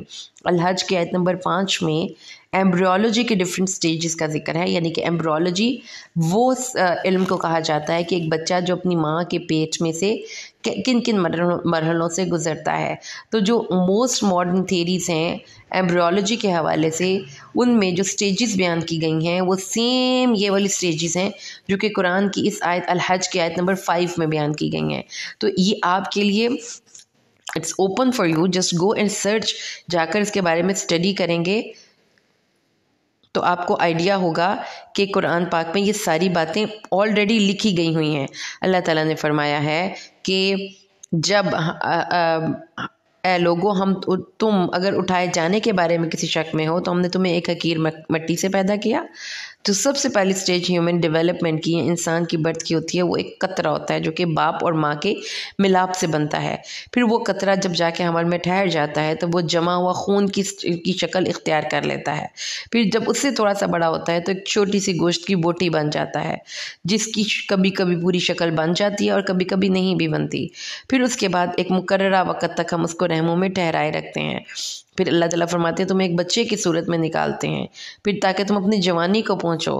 پھر تم میں سے تو کوئی وہ ہے جو قبض کر لیا جاتا ہے اور جو کوئی وہ ہے جو نکمی عمر کی طرف لوٹا دیا جاتا ہے۔ تو اللہ تعالیٰ نے یہ اس آیت میں इंसान की पैदाइश से लेकर बुढ़ापे तक की डिफरेंट स्टेजेस भी जिक्र कर दी। अब देखें कि कुरान का कितना खूबसूरत इसलूब है कि बहुत इख्तसार से भी बातों को बयान करना अगर आपको पड़े तो आप कुरान से सीख सकते हैं कि आप किस तरीके से अपनी बातों को बहुत मुख्तसर कर सकते हैं, कि उसमें अल्फाज का ऐसा चुनाव हो कि जब उनको कोई सुनने वाला उसको डी कोड करने लगे तो उसको उस बात को एक्सप्लेन करने में कई कई घंटे लग जाए। जैसा कि कुरान का ये असलूब है। अल्लाह ताला के कुरान में बहुत इख्तसार भी है। और फिर अल्लाह ताला ने फरमाया कि जब तुम ज़मीन को, अब ये है साथ ही इसी आयत में अल्लाह ताला ने पैरेलल एक और ज़िंदगी और मौत का प्रोसेस बता दिया, और वो पौधे हैं कि ज़मीन जब मुर्दा होती है उस पर हमारी रहमत की बारिश आती है और हम उसको पानी से लहलहाने लगते हैं, वो बढ़ती है और खूब उगाती है। तो दो जो ज़िंदगियाँ हैं वो इस एक आयत में बयान हो गई। एक इंसानी ज़िंदगी जिसकी पैदाइश भी एक बीज से हुई थी, यानी एक कतरे से, और एक पौधा जिसकी पैदाइश भी एक बीज से हुई थी। तो आप देखें कि पौधे मर जाते हैं तो जी उठते हैं, ये एक ज़िंदगी का निज़ाम दुनिया में चल रहा है। तो इस निज़ाम के पैरेलल तुम्हारा निज़ाम भी सेम उसी तरीके से बड़ा हो रहा है कि एक कतरे से तुम भी पैदा हुए और दरख्त भी एक बीज से पैदा हुआ है। तो जब वो दरख्त मर जाता है तो वो उसी बीज से उस दोबारा उगाता है, तो तुम क्यों नहीं दोबारा पैदा हो सकते। तो ये कुरान पाक ने दलील दी है मरने के बाद दोबारा ज़िंदा होने की। तो इसलिए फिर उससे अगली आयत में कंक्लूजन निकाल दिया कि अल्लाह ताला ज़िंदा करता है और अल्लाह ही मारता है और हर चीज़ पर कादिर है, और क़यामत के आने में कोई शक नहीं, अल्लाह ताला कब्रों में से लोगों को उठाएगा। क्योंकि ये बिग कन्फ्यूजन थी जिस दौर के लोगों से नबी करीम मुखातिब है ना, उन लोगों के दिल में ये एक बहुत बिग कन्फ्यूजन थी कि हम मर कर कैसे ज़िंदा उठें। और तो अल्लाह ताला ने उनको दलील दी है कि इस प्रोसेस को देखो, जो ज़मीन मरने के बाद जी उठती है, अगर ये प्रोसेस हो रहा है ना तुम्हारी और रिपीटेडली हो रहा है तो तुम्हारी मौत के बाद भी ज़िंदा होना कोई मुश्किल नहीं है। ये बात बता दी। और फिर अल्लाह ताला ने बताया, अब एक यहाँ पर कैरेक्टर आप पढ़ेंगे, ये कैरेक्टर जो है ना ये इतना लाइफ से भरपूर है और इस कदर आज के दौर के इंसान की नफ्सियात को डिस्कस करता है कि अगर आप इसको देख लेते हैं तो आपको किसी भी ऐसे इंसान को ट्रेस करना आसान हो जाता है जो कुरान मेंशन कर रहा है। कुरान कहता है कि कुछ लोगों में से कुछ लोग झगड़ा करते हैं, उनके पास इल्म भी नहीं होता, ना ही कोई दलील होती है और ना ही कोई हदायत होती है, बस वो झगड़ा करते हैं। और वो क्या करते हैं, वो सानिया इत्फ़ी अपना मुँह मोड़ते हुए, कुरान में इसका तर्जुमा यूँ लिखा गया, मुझे थोड़ी कन्फ्यूजन थी, मैंने डिक्शनरी में से इसका मीनिंग देखा तो इसका मीनिंग सानिया इत्फ़ी का मैंने जो डिक्शनरी से देखा वो क्या था, पार्शियल ओपिनियन या वन साइडेड ओपिनियन। ठीक है, तो उसकी जो ओपिनियन होती है, चूँकि उसके पास इल्म नहीं है तो वो अपनी बात को प्रूफ करने के लिए एज्यूम्ड एजेंडा को लेकर उसके बारे में फिर वो डिस्कस करता है और इसकी वन साइडेड ओपिनियन होती है। और अगर कोई इसकी ओपिनियन से बरखिलाफ जाता है तो स्टार्ट्स येलिंग, वो चीखना चिल्लाना और झगड़ना शुरू कर देता है, क्वेल शुरू कर देता है। अल्लाह ताला ने ऐसा कैरेक्टर भी बताया है। तो अब देखिए, ट्रेस कर सकते हैं आज के जितने टीवी के टॉक शोज़ हैं, वो एक साइडेड की ओपिनियन लेते हैं, वो उनकी ओपिनियन में बिल्कुल भी वो दे ट्राई टू डिस्टॉर्ट। इसका जो रियल मीनिंग मैंने डिक्शनरी से देखा तो उन्होंने लिखा हुआ था डिस्टॉर्ट, तो डिस्टॉर्ट क्रूक्ड ओपिनियन। तो ये जो एक दूसरों को परेशान करने वाली, ये क्रूक्ड किसको कहते हैं, एक तो होता है मुड़ी हुई ओपिनियन। तो ये हम में से हर बंदा हर सिचुएशन में, अपने घरों में, ससुराल में, टीवी में, अपने एजेंडा को प्रूव करने के लिए हम झगड़ा करते हैं, हम हक बात के लिए कभी स्टैंड नहीं लेते। तो अल्लाह ताला ने फरमाया कि ऐसा बंदा गुमराह है, उसके लिए दुनिया में भी रुसवाई है और क़यामत के दिन भी अज़ाब है। तो ये चीज़, हालांकि यहाँ पे अल्लाह ताला ने ये कोई नहीं बताई कि वो नमाज नहीं पढ़ता, वो रोज़े नहीं रखता, वो ये नहीं करता, वो नहीं करता। कुरान क्या कहता है, उसके पास अपनी सोच में भी इंटेलेक्चुअल ऑनेस्टी नहीं है, ही इज़ इंटेलेक्चुअली डिसऑनेस्ट, और वो सोचता ही नहीं कि मैं गलत करता हूँ और अपने व्यू पॉइंट को वो प्रूव करने के लिए झगड़ा करता है। तो अल्लाह ताला फरमाते हैं, और लोगों में से कुछ लोग, ये निफाक की बदतरीन फॉर्म है कि लोगों में से कुछ लोग अल्लाह ताला की एक किनारे पर रहकर इबादत करते हैं। यानी अगर आप इसको समंदर से लेते हैं तो वो बिल्कुल किनारे किनारे पर जब मौजें ज़्यादा तेज़ बड़ी आती हैं तो जल्दी से बाहर निकल आते हैं और फिर चले जाते हैं। और जब उसको इस दुनिया दीन के साथ चलते हुए उसको नेमतें मिलती हैं, उसको खैर मिलती है, बड़ा राज़ी रहता है, खुश जी, बड़ा हम दीन, अल्लाह का बड़ा करम है, बड़ा अच्छा दीन है। जहाँ उसको उस दीन पर अमल करने की वजह से, अपने उस दीन की वजह से कोई कुर्बानी देनी पड़ती है तो कहता है कि ये दीन तो अच्छा नहीं जो मुझे इतने फितनों में डालता है। तो ऐसे बंदे को भी अल्लाह पसंद नहीं करते। यानी मोहब्बतें पूरी शिद्दत से होनी चाहिए। कमी कहीं नहीं होगी। मोहब्बत हो तो बेहद हो, इस कदर मोहब्बत करो अल्लाह से, उसके लिए जियो, उसके लिए मरो। इन्ना सलाती व नुसुकी व महयाया व ममाती, ज़िंदगी मौत जीना मरना बस फिर इसी दरबार पे है। जो कुछ भी है बस अब यही मेरा है, इसमें ही जिएंगे, इसमें ही मरेंगे। तो अल्लाह ने मोहब्बत कबूल करनी है। अब देख लीजिए, क्योंकि आगे अल्लाह ताला कहते हैं इस बंदे ने दुनिया और आखिरत में नुकसान उठाया, ये बहुत बड़ा नुकसान है। तो हमने अभी जब पीछे हम पढ़ के आए थे तो हमने क्या डिस्कस किया था, अल्लाह ताला हमारे बारे में बहुत पॉजेसिव है, अपने एक एक बंदे के बारे में। वो इतना प्यार करता है उससे कि वो चाहता है कि मेरा बंदा हर वक्त बस मेरे बारे में सोचे, मुझसे बातें करे, मेरा जिक्र करे, मुझे याद करे, मुझे मिस करे, मेरी ही ख्यालों में सोए, मेरे ही ख्यालों में उठे। देखे ना, रात को सोते वक्त हम क्या पढ़ते हैं, अल्लाहुम्मा बिस्मिका अमूतु व अहया, और सुबह उठते ही हम क्या पढ़ते हैं, अल्हम्दुलिल्लाहिल्लज़ी अहयाना बअद मा अमातना व इलैहिन नुशूर। तो क्या इसका मतलब है कि मेरा बंदा बस मेरे बारे में सोचता रहे, और जब मुझसे मोहब्बत करे तो बेहद व बेहिसाब करे, और मेरी मोहब्बत के मुकाबले में किसी को न लाए। तो सिंपल सी बात है कि जो हमारे अंदर जो ये एक नेचर है ना, ये बहुत मोहब्बत करे, मेरा जिससे भी मैं मोहब्बत करती हूँ या करता हूँ टूट कर मुझसे मोहब्बत करे, ये नेचर है हमारी, अल्लाह ताला की रूह है हमारे अंदर। तो अल्लाह ताला भी ऐसी ही मोहब्बत हमसे चाहते हैं। तो अल्लाह ताला ने हमें बताया कि किनारे किनारे रहना और फिर उसके लिए कुर्बानी ना देना, ऐसी मोहब्बत मुझे नहीं चाहिए। फिर ले जाओ, करनी है तो फिर पूरे खुलूस से करो, और हर ख़तरे को मेरी खातिर झेल जाओ, फिर देखो मैं तुम्हारे लिए क्या करता हूँ। तो वो बात हमें बार बार कुरान बता रहा है, थोड़ी थोड़ी देर बाद बता रहा है। तो इसलिए अल्लाह ताला फरमाते हैं उनसे दुआएं करते हो जो ना तुम्हारे नफ़े के नुकसान, ना मालिक ना नुकसान के, कि क्यों करते हो, मेरी तरफ क्यों नहीं रुजू करते, मैं तुम्हारा दोस्त हूँ। और अल्लाह ताला ने फरमाया कि आगे चलें तो अल्लाह ताला ने हमें आयत नंबर 18 में आयत सजदा है, और इसके बारे में हदीस में आता है कि सूरत सजदा, सूरत अल हज की इस आयत को अगर कोई पढ़े और उसने सजदा ना करना हो, या तो वो ये आयत ही ना पढ़े, क्योंकि ये आयत में इस पे ज़रूर सजदा करने का रिकमेंडेशन है, बाकी किसी और जगह पे नहीं है। तो इसके आयत सजदा को पढ़े तो अल्लाह ताला फरमाते हैं, अलम तरा अन्नल्लाह, क्या तुमने ना देखा, अल्लाह के लिए सजदा करते हैं जो आसमान में है, जो ज़मीन में है, सूरज, कमर, चाँद, वन नजूम, सितारे, वल जिबालू, पहाड़, व शजरु, दरख्त, व दवाबु, परिंदे, और चार पाए, वो कसीर मिनन नास, और बहुत से लोग। कुरान क्या खूबसूरत किताब है, सुभान अल्लाह, अल्हम्दुलिल्लाह। अल्लाह ने हमें इस कुरान को पढ़कर उन चीज़ों, उस इल्म की तरफ रसाई दी जिससे पहले मेरी आंखें आज से पहले बंद थीं। मैं समझती थी कि सिर्फ़ इंसान हैं जो ज़िंदा हैं और उनके अंदर शऊर है, लेकिन कुरान ने बताया कि ज़मीन में भी शऊर है, सूरज, चाँद, सितारों में शऊर है, पहाड़ों में शऊर है, दरख्तों और परिंद और दाब्बा में शऊर है, और वो सब के सब इबादत गुजार हैं, सजदा रेज़ होते हैं। और कि कई इंसान हैं जिन पर अजाब उनके ऊपर हक हो गया, और जिसको अल्लाह रुसवा कर दे उसको कोई इज़्ज़त देने वाला नहीं। इन्नल्लाह यफ़अलु मा यशा, अल्लाह जो चाहता है करता है। सजदा वज्हिया लिल्लज़ी ख़लक़हु व समअहु व सव्वरहु व शक़्क़ समअहु व बसरहु बिहौलिही व क़ुदरतिही फ़तबारकल्लाहु अहसनुल ख़ालिक़ीन। सजदा अल्लाह को करना है हमने, क्योंकि अल्लाह के नबी ने फरमाया कि इस आयत के बाद सजदा ज़रूर करें। अल्लाह ताला ने आगे फरमाया कि ये वो दो लोग हैं, ये वो दो फरीक हैं जो अपने रब के बारे में झगड़ते हैं। तो जो काफिर हैं, now there customised dresses have been prepared, उनके साइज़ के कपड़े काटे जा चुके हैं। किस चीज़ के? गंधक के। गंधक को आग लगती है और उनके सरों पर पानी फेंका जाएगा, जो युसहारु बिही माफ़ी बुतूनिहिम, जिससे पिघल जाएगा जो कुछ उनके पेटों और जो कुछ उनके चमड़ों में है, जैसे कोई तेज़ाब हो। अल्लाहुम्मा ला तजअलना मिनहुम बिरहमतिका। और उनके लिए लोहे के हथौड़े होंगे, और जब वो गम की वजह से उससे निकलना चाहेंगे तो लौटा दिए जाएंगे। वो दौड़ कर बाहर जाने की कोशिश करेंगे, घबरा कर। अब तो घबरा के कहते हैं कि मर जाएंगे, मर के बिना चैन पाया तो किधर जाएंगे, कहाँ जाएंगे। ये अल्लाह फरमाते हैं। और अल्लाह ताला मोमिनों को और नेक अमाल करने वालों को ऐसे बागात में दाखिल करेगा जिनके नीचे नहरें बहती होंगी, वो उसमें سونے کے کنگن پہنائے جائیں گے اور لباس ان کے حریر کے ہوں گے اور موتیوں کے کنگن پہنائے جائیں گے.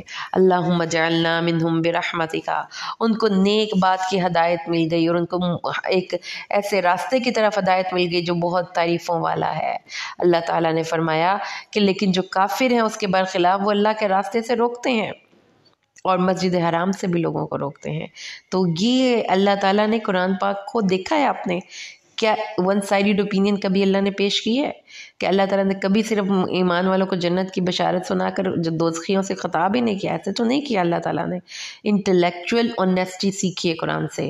اللہ تعالیٰ اگر کسی قوم کے بارے میں ذکر کر رہا ہو تو جس کی اکثریت اللہ کے احکامات کی نافرمان ہے اور 2 لوگ اللہ کے احکامات کے فرما بردار ہیں, اللہ تعالیٰ ان کو بھی ان کا ڈیو کریڈٹ دیتے ہیں, ان کو بھی اپریشیٹ کرتے ہیں. ایون کہ اللہ تعالیٰ ایک ہی کیریکٹر کے بارے میں بات کر رہا ہو تو اس کی اچھائیوں اور برائیوں دونوں کو ڈسکرائب کرتا ہے, اور جب جنت کی بات کرتا ہے تو ساتھ ہی دوزخ کا ذکر کرتا ہے. اللہ تعالیٰ کو بیلنس رکھنا, قرآن سے بیلنس رکھنا بھی سیکھیے اپنی اوپینین میں. جو آپ کو پسند ہے بس وہ اس کی ہر چیز اچھی نہیں ہو جاتی, اس کے اندر بھی برائیاں ہوتی ہیں. اور دیکھیں کہ اللہ نے اپنے محبوب صلی اللہ علیہ وآلہ وسلم کی ہر برائی کو نہ صرف یہ کہ پن پوائنٹ کیا, ہائی لائٹ کیا, بلکہ گائیڈ بھی کیا. آپ دیکھ کے آئے ہیں پیچھے کہ حضرت اللہ تعالیٰ کے نبی نے جب بدر کے قیدیوں سے فدیہ لے کر چھوڑ دیا, اللہ تعالیٰ نے تب ان کی برائی کو پوائنٹ آؤٹ کیا کہ آپ نے درست نہیں کیا محمد, آپ کو ایسا نہیں کرنا چاہیے تھا. اور آپ تیسرے بارے میں جا کے دیکھیں گے کہ جب حضرت ہمارے پیارے نبی نے اپنے ایک صحابی سے صرف تیوری چڑھائی تو اللہ تعالیٰ نے اپنے اس محبوب کو سمجھایا کہ اے نبی آپ نے ایسا نہیں کرنا چاہیے تھا, آپ کو یہ کام سوٹ نہیں کرتا. تو یہ ہے اللہ تعالیٰ کا محبت کرنے کا سٹائل, کہ یہ نہیں ہے کہ اپنے جس سے محبت ہے بس اس کی اچھائی برائی ہر چیز آپ کے سامنے معاف ہے. جو کسی نے ڈیفینیشن بنائی ہوئی ہے کہ محبوب کی بری بات بھی اچھی لگے تو وہ محبوب ہے, بھائی قرآن ایسی کوئی بات نہیں بتاتا. اور قرآن یہ بھی نہیں بتاتا کہ everything is fair in love and war. Whatever should be done you should do fair in every matter whether it is in love or in وار. آپ یہ قرآن سے برخلاف ہمیں قرآن پاک بتاتا ہے.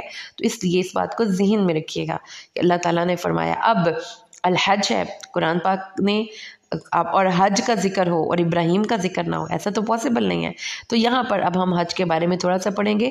اللہ تعالیٰ نے فرمایا کہ جب ہم نے جگہ دی ابراہیم کو مکان خانہ کعبہ کی تعمیر کرنے کا حکم دیا, اور ہم نے کہا کہ شرک نہ کرنا کسی کے ساتھ, اور میرے گھر کو اعتکاف کرنے والوں, قیام کرنے والوں, رکوع اور سجدہ کرنے والوں کے لیے پاک کرنا. تو لوگوں کے لیے ناؤ پروکلیم, لوگوں کو کہو کہ اس گھر کا حج کریں. تو کیسے انہوں نے کہا ہوگا, سوچیں نا. کوئی لاؤڈ اسپیکر تھا, بس وہاں پہ کسی پہاڑ پہ کھڑے ہو کر سب لوگوں کو اعلان کر دو کہ اس گھر کی طرف آنا ہے, اور اللہ نے اس کی آواز ہر انسان تک پہنچائی. اور تو جس نے اس آواز پر لبیک کہا اللہ اس کو وہ گھر بھی دکھائے گا. تو یہ اللہ کے کام ہے. اگین آپ کے حصے کا کام جو کر سکتے ہیں آپ. حضرت ابراہیم نے اس گھر کی تعمیر کی, دیکھیں وہ کتنا کو حسین ہے. مطلب آپ ایک آرکیٹیکچر کی, ایک ماہر تعمیرات کی نظر سے دیکھیں تو وہ اس میں کیا حسن ہے اس گھر میں. اس سے تو بڑی بڑی پیاری مساجد دنیا میں ہیں, کسی کے گنبد اتنے پیارے ہیں, کسی کی انہوں نے خوبصورت ڈیزائننگ کی ہوئی ہے, لیکن اس گھر میں جو کشش ہے وہ کسی اور جگہ نہیں, کیونکہ اس گھر میں جو خلوص ہے وہ کسی اور جگہ میں نہیں.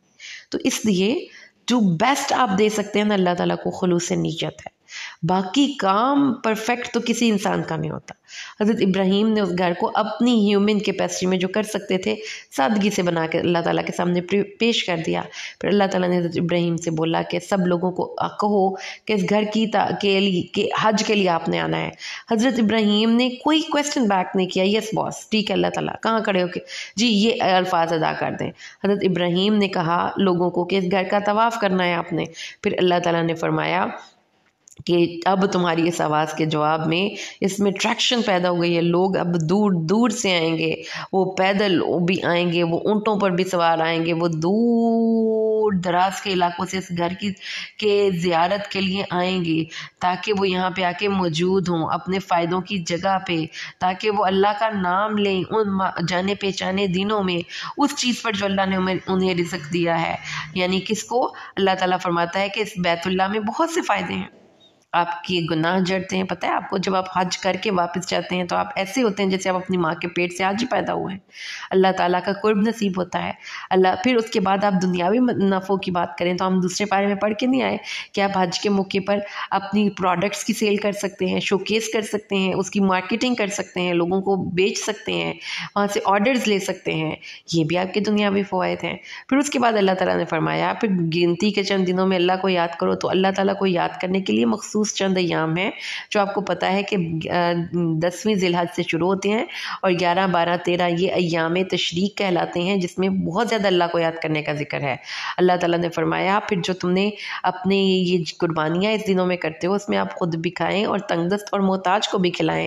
پھر وہ اپنی میل کچیل دور کریں, یعنی کہ جسمانی میل کچیل بھی, اور اپنے آپ کو پتہ ہے کہ جب مناسک کے حج میں جب احرام باندھ دیا جاتا ہے تو اس میں جو مرد حضرات ہیں وہ سلے ہوئے کپڑے نہیں پہن سکتے, بال یا ناخن نہیں کاٹ سکتے, خوشبو نہیں لگا سکتے, بند جوتا نہیں پہن سکتے. ان کے احرام کی 2 ہی چادریں ہوتی ہیں جو انہوں نے پہننی ہوتی ہیں. سر ننگا ہوتا ہے, مل مل کر غسل نہیں کرنا ہوتا. اس مسافرانہ اور فقیرانہ حالت میں بدن پر میل کو چیل چڑھ جاتا ہے. تو 10 ذی الحج کو پھر جمرہ عقبہ کو کنکر مارنے کے بعد بیوی سے مباشرت کے سوا ہر احرام کی تمام پابندیاں ختم ہو جاتی ہیں. تو میل کو چیل دور کرنے کا مطلب یہ ہے کہ وہ سر کے بال منڈوائیں اور ناخن کتروائیں اور پھر اس کے بعد اپنے جسم غسل کر کے سلے ہوئے کپڑے پہن لیں. قربانی کرنی ہے تو قربانی کر لیں اور احرام کھول کر قربانی کرنے میں بھی کوئی حرج نہیں. اس کے بعد یہ ان کے اللہ تعالیٰ نے فرمایا ہے کہ یہ جو اس حالت میں تم غریب الوطن ہوئے ہوتے ہو اس کو تم صاف کرو, پھر اس گھر کا طواف کرو, اپنی نظریں پوری کرو جو تم نے اس گھر کے لیے اضافی کوئی بھی چیز کرنے کے لیے کی ہوئی ہے. تو اللہ تعالیٰ نے فرمایا اور اس بیت العتیق یعنی پرانے گھر کا, عتیق کہتے ہیں پرانے گھر کے, چکر لگاؤ, یعنی کہ 7 چکر کے بعد ایک طواف مکمل ہو جاتا ہے. تو اللہ تعالیٰ فرماتے ہیں کہ یہ ساری چیزیں اس حج بیت اللہ کے ساتھ کنیکٹڈ ہیں اور یہ اللہ کی حرمات ہیں. اور جو ذالک ومن یعظم حرمات اللہ, اور جو اللہ کی حرمتوں کی تعظیم کرے, یعنی اللہ تعالیٰ کے جتنے شاعر ہیں اس موقع پر, جیسا کہ ہم نے پڑھا رمی جمرات اور یہ سارا کچھ, ان کی آپ نے تعظیم کرنی ہے. اور وَأُحِلَّتْ لَكُمُ الْأَنْعَامُ, اور تمہارے لیے پھر جانوروں کا شکار بھی کھول دیا جاتا ہے جب تم یہ سارے احرام کی پابندیوں سے نکل جاتے ہو. فَاجْتَنِبُوا الرِّجْسَ مِنَ الْأَوْثَانِ وَاجْتَنِبُوا قَوْلَ الزُّورِ, تو بتوں کی گندگی سے بچو اور جھوٹی باتوں سے بچو. یہ اللہ تعالیٰ نے ہمیں یہاں پہ ریکمینڈ کیا ہے کہ گندی, یہ جو شرک اور جھوٹ, یہ دونوں گندی باتیں ہیں اور ان سے بچنے کی ضرورت ہے. تو اللہ تعالیٰ نے, آپ کو پتہ ہے نا کہ شرک تو وہی جو بتوں نے اللہ کے, یہ مشرکین مکہ نے اللہ کے نام جھوٹے معبود گھڑ رکھے تھے, تو اللہ تعالیٰ نے منع کر دیا کہ آپ نے ان کی عبادت نہیں کرنی اور سچی بات کرنی ہے اور شرک سے بچنا ہے. اور حنفاء للہ, سب طرف سے یکسو ہو کر اللہ کی طرف رجوع کر لو اور اللہ کے ساتھ شرک نہ کرو. اور جو کوئی اللہ سے شرک کرے, اب بار بار سمجھ لیجئے کہ اب اللہ نے فرمایا کہ تمہیں میں نے کرمنا بنی آدم, تم سے اوپر صرف میں تھا, تمہارے اوپر فرشتے بھی نہیں تھے, جنات بھی نہیں تھے. تم نے شرک کر کے اپنا مقام خود ریڈیوس کیا ہے, تو گویا تم نے اپنے پر خود کاٹے ہیں, تم بلندی سے خود نیچے گرے ہو. اللہ تعالیٰ نے اس کی مثال یہ بنائی کہ جو اللہ سے شرک کرتا ہے گویا کہ وہ بلندی سے نیچے گر گیا اور اس کو پرندے نوچ نوچ کر کھا رہے ہوں, یا ہوا اس کو دور جگہ پہ پھینک دے. تو you yourself reduce your status جب آپ شرک کرتے ہیں. اللہ تعالیٰ نے آپ کے مقام کو بلند رکھا ہے اور سب انسانوں کو اللہ تعالیٰ نے ایکول رکھا ہے. کوئی انسان, اللہ تعالیٰ نے فرمایا نا سورۃ الحجرات میں کہ تمام لوگ اللہ کی نظر میں برابر ہیں. اِنَّا خَلَقْنَاكُم مِّن ذَكَرٍ وَأُنثَىٰ وَجَعَلْنَاكُمْ شُعُوبًا وَقَبَائِلَ لِتَعَارَفُوا, کوئی انسان کسی دوسرے سے افضل نہیں ہے. اِنَّ أَكْرَمَكُمْ عِندَ اللَّهِ أَتْقَاكُمْ, تم میں سے اللہ کے نزدیک صرف وہ زیادہ عزت والا ہے جو تقوی والا ہے, باقی سب انسان ایک دوسرے کے برابر ہیں اور وہ برابر کے حقوق کو انجوائے کریں گے. تو یہ اللہ نے ہمیں مقام دیا ہے, لیکن ہم کسی انسان کو پیر سمجھ کر اس کے ہاتھوں پہ بیعت کر کے اس کے قدموں پہ بیٹھتے ہیں, اس کی دعائیں لیتے ہیں اور پھر اس کی تبرک, اس کی کسی چیز کو تبرک سمجھ کے استعمال کرتے ہیں, تو ہم تو اپنا مقام خود کم کرتے ہیں. سب انسان ایکول ہیں اور اللہ تعالیٰ نے ہر انسان کو ایکولی ٹریٹ کرنا ہے. تو یہ اللہ تعالیٰ نے ہمیں بار بار یہ بات سمجھائی ہے. تمہارے لیے اس میں ایک وقت مقرر تک कई फ़ायदे हैं। यानी अल्लाह ताला ने फरमाया कि अल्लाह ताला के शायर की पाबंदी की हुर्मत करें। जो हम कुरान के अब जो आगे आने वाला है रमज़ान, तो लोग कहते हैं जी रमज़ान में शैतान कैद हो जाते हैं, रमज़ान में ऐसे, और तो आप भी कैद हो रहे हैं। अल्लाह के शायर की हुर्मत करें, उनको मजाक नहीं बनाना, इनके बारे में कोई लताइफ़ नहीं बनाना है। अल्लाह ताला ने ये बात भी हमें समझाई कि ये जानवर जो तुम यहाँ पर आकर ज़बा करते हो, इनके और भी तुम्हारे लिए बहुत से फ़ायदे हैं, और उन फ़ायदों के अलावा तुम ये एक फ़ायदा ये भी है कि तुम ज़बा करते हो और इनका गोश्त इस्तेमाल करते हो, और इनके हलाल होने की जगह बैतुल अतीक है। तो शायर अल्लाह कुर्बानी के जानवरों में, कुर्बानी के जो जानवर हज के मौके पर लेकर जाए जाते हैं वो भी शायर अल्लाह में शामिल है। रसूल सल्लल्लाहु अलैहि वसल्लम ने एक आदमी को एक बुदना यानी कुर्बानी के लिए मक्का जाने वाला ऊँट हाँक कर ले जाते हुए देखा, तो फरमाया इस पर सवार हो जाओ। इसने कहा ये बुदना है यानी कुर्बानी का ऊँट है, फरमाया इस पर सवार हो जाओ।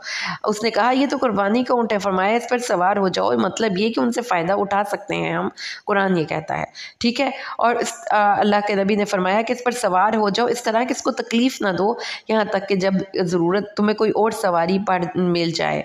तो इसके अलावा ये भी चीज़ हम सब ने देखी कि रसूल सल्लल्लाहु अलैहि वसल्लम ने इरशाद फरमाया है कि अरफ़ा, योम अरफ़ा के दिन दुआएं कबूल होती हैं, और मैदान अरफ़ात में वकूफ़ करना हज का रुकन आज़म है, और जिसने मैदान अरफ़ात में वकूफ़ को पा लिया उसने हज को पा लिया। इस तरह से आप में ये जो हज के मनासिक हैं, तो ज़ाहिर है कि हम इसको काफ़ी डिटेल में डिस्कस कर सकते हैं, और इंशाअल्लाह अल्लाह ताला अगर तौफीक देगा तो कभी हम दोराए कुरान के अलावा कुरान पढ़ेंगे तो हम इन सारे जगहों से जब गो थ्रू होंगे तो हम बड़े डिटेल में इन चीज़ों के बारे में स्टडी करेंगे। तो अल्लाह ताला ने फरमाया कि हर एक उम्मत के लिए एक कुर्बानी का जानवर, एक कुर्बानी का तरीक़ाकार है। तो जो पाए तुम अल्लाह के लिए लेकर जाते हो, उनको जब ज़बा करने लगो तो अल्लाह का नाम लो, क्योंकि तुम्हारा माबूद वाहिद है।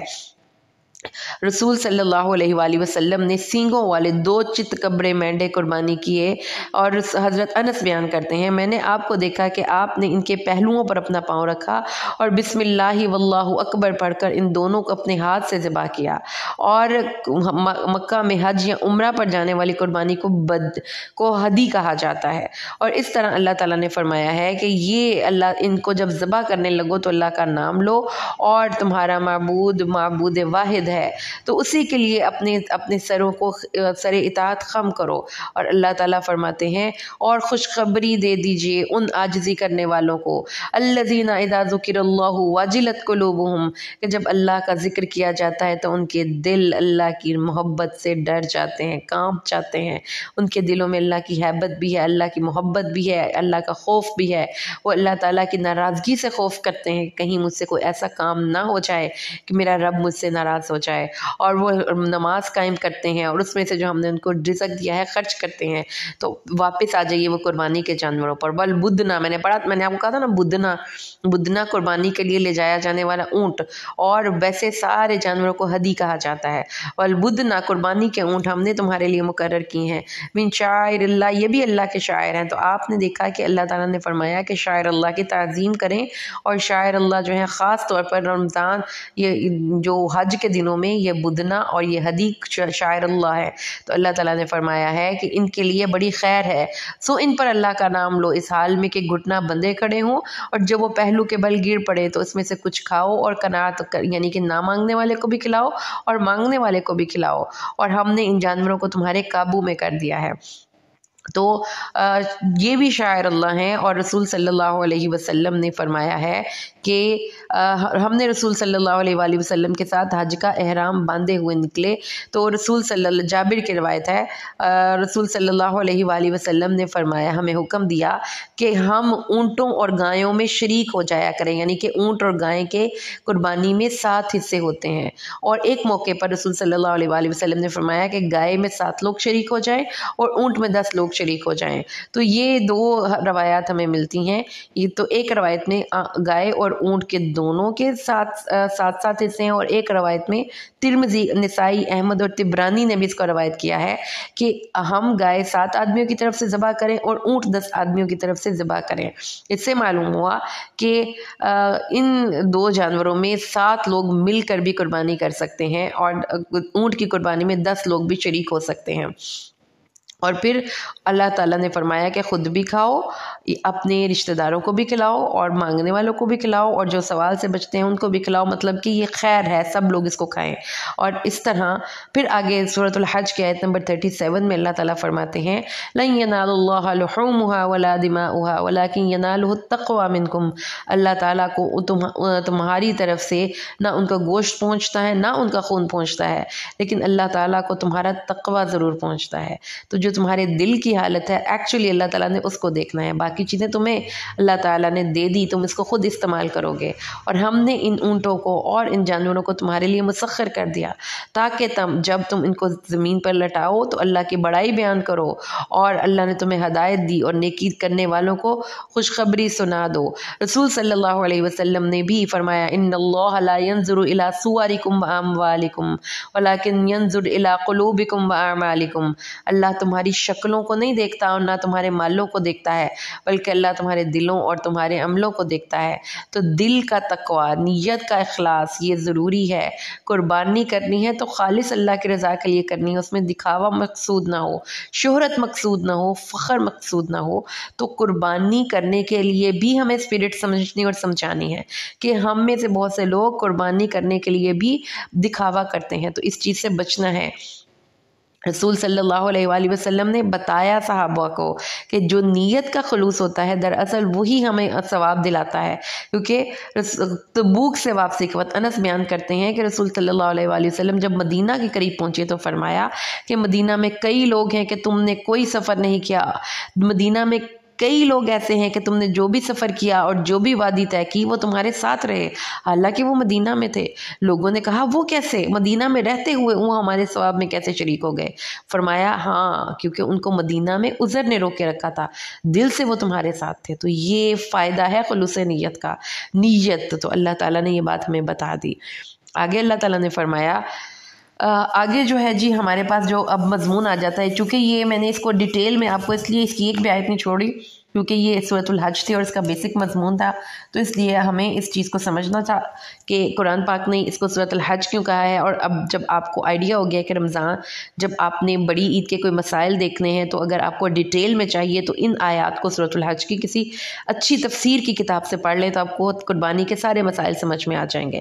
اچھا، اس کے بعد اللہ تعالیٰ نے بتایا کہ وہ اجازت جہاد مل گئی۔ جہاد کی اجازت اللہ تعالیٰ نے مسلمانوں کو دے دی کہ جن کو قتل کیا جاتا ہے، اب آپ نے بھی پہلے جب مکہ میں تھے نا تو مسلمانوں کو ریٹیلیٹ کرنے کی یا جواب فائٹ بیک کرنے کی پرمیشن نہیں تھی، مسلمان جواب نہیں دے سکتے تھے، لیکن اب اللہ تعالیٰ نے ان کو اجازت دی ہے کہ آپ نے فائٹ بیک کر سکتے ہیں۔ اور اللہ تعالیٰ نے فرمایا کہ وہ لوگ جو اپنے گھروں سے بغیر حق کے نکالے گئے، یہ کہ انہوں نے کہا کہ ہمارا رب اللہ ہے، یعنی ان کو اجازت ہے اس چیز کی کہ اب وہ لڑائی کریں کیونکہ وہ اپنے گھروں سے صرف اس بات سے نکالے گئے ہیں کہ انہوں نے کہا ہے کہ ہمارا رب اللہ ہے۔ اور اللہ تعالیٰ اس لیے آپ کو اب اجازت دے رہا ہے کہ آپ نے اپنی جائز حق کے لیے کھڑے ہونا ہے۔ تو وہ بات جو ہم دوسرے پارے میں پڑھ کے آئے تھے کہ آپ نے کسی پر ظلم نہیں کرنا اور آپ نے کسی کا ظلم نہیں سہنا، قرآن ہمیں یہ بالکل واضح اصول دیتا ہے۔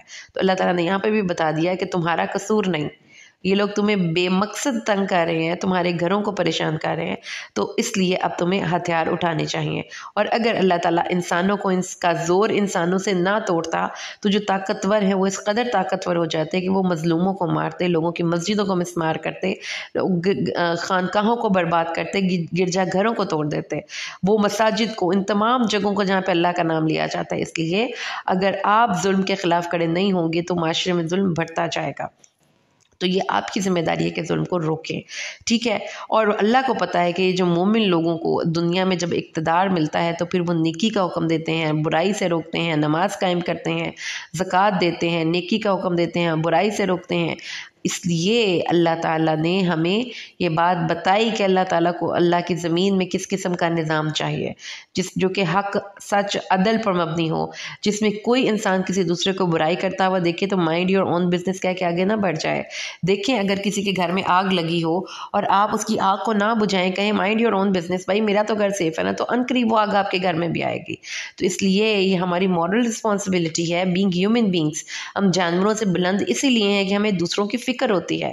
تو اللہ تعالیٰ نے بھی بتایا ہے کہ معاشرے میں امن، معاشرے میں اللہ کا نظام کو امپلیمنٹ کرنے کے لیے you have to fight and you have to stand. اگرچہ کہ آپ اپنے گھر کے کمفرٹ زون میں بہت ایزیلی لائف اسپینڈ کر رہے ہیں، لیکن اگر کسی پر ظلم ہو رہا ہے، کہیں پہ کسی پر ایکسپلائٹیشن ہو رہی ہے، تو آپ اپنا احتجاج ریکارڈ کروائیں گے کسی نہ کسی فورم پہ اور اپنے زندہ انسان ہونے کا ثبوت دیں گے. آگے اللہ تعالیٰ نے خوبصورت آیت نمبر 46 ہے سورۃ الحج کی. اور یہ جو سورۃ الحج کی آیت ہے، اس میں اللہ تعالیٰ فرماتے ہیں زمین میں سیر کرتے ہیں نا، اور اگر ان کے دلوں میں عقل ہوتی اور ان کے کان سن رہے ہوتے تو وہ سمجھ لیتے کہ یہ لوگ کیوں مرے. کیونکہ اگر آج یہ لوگ دنیا سے صفحہ ہستی سے مٹ گئے ہیں اور ان کے کنڈرات باقی ہیں، تو اس کا مطلب یہ ہے کہ لوگوں نے کہیں نہ کہیں کچھ غلط کیا تھا، تو اللہ نے ان کو نشان عبرت بنایا. لیکن عقل تو دیکھیں کہ نہ ان کی آنکھیں کام کرتی ہیں نہ دل کام کرتے ہیں. تو اللہ فرماتے ہیں کہ بات تو یہ ہے کہ آنکھیں اندھی نہیں ہوتی، اندھے تو دل ہوتے ہیں جو سینوں میں ہوتے ہیں، لیکن ہمیں سمجھ نہیں آتی. تو دل کیسے اندھے ہوتے ہیں؟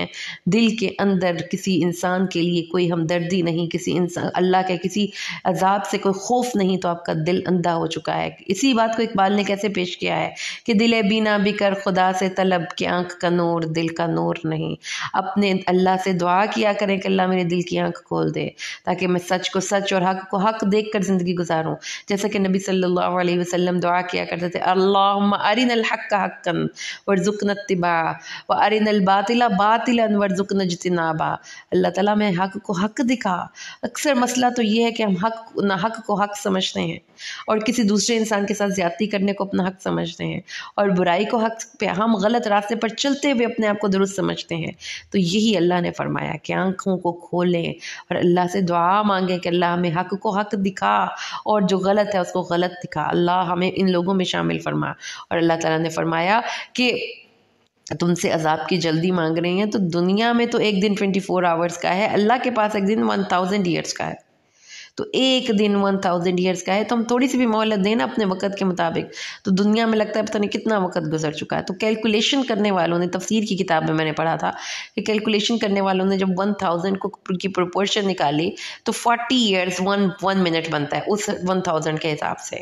تو 1 منٹ کی مہلت اللہ دیتا ہے تو ہماری زندگی میں 40 سال گزر چکے ہوتے ہیں. تو ہمیں لگتا ہے کہ بہت ٹائم گزر گیا، لیکن اللہ تعالیٰ صرف 1 منٹ کی مہلت دے رہے ہوتے ہیں. اس لیے اللہ تعالیٰ نے اس کو اسی سے کنیکٹ کیا ہے کہ لوگ کہتے ہیں جلدی عذاب لاؤ، تو اللہ تعالیٰ تو 1000 سال کے حساب سے 1 منٹ کی مہلت دیتا ہے، تو آپ لوگ کو بہت ٹائم گزرتا ہوا لگ جاتا ہے. اور اللہ تعالیٰ نے فرمایا کہ قل یا ایھا الناس، اے نبی لوگ، ان تمام یہاں پہ اگین نبی صلی اللہ علیہ وآلہ وسلم کی رسالت کی عالمگیریت کا ایک پرچار ہے کہ آپ کسی ایک انسان کی طرف رسول بنا کر نہیں بھیجے گئے، بلکہ تمام انسانوں کی طرف رسول بنا کر بھیجے گئے ہیں. تو اس لیے تمام انسانوں تک جب ہمارے نبی رسول ہیں اور اس دنیا سے چلے گئے، ہم بڑی ان سے عشق کے دعوے کرتے ہیں، تو ان کا پیغام آگے ہم نہیں پہنچانا ہے نا. ان کی امت ہی سوئی پڑی ہے تو کسی اور نے تو قرآن کو کھول کے نہیں پڑھنا اور نہ ہی اس پیغام کو آگے پہنچانا ہے. This book was meant not just for Muslims, this book was meant to every person on this face of the earth. تو کیا کریں گے ہم اگر ہم اپنی ذمہ داری سے اس قرآن کے پیغام کو آگے نہیں پہنچائیں گے؟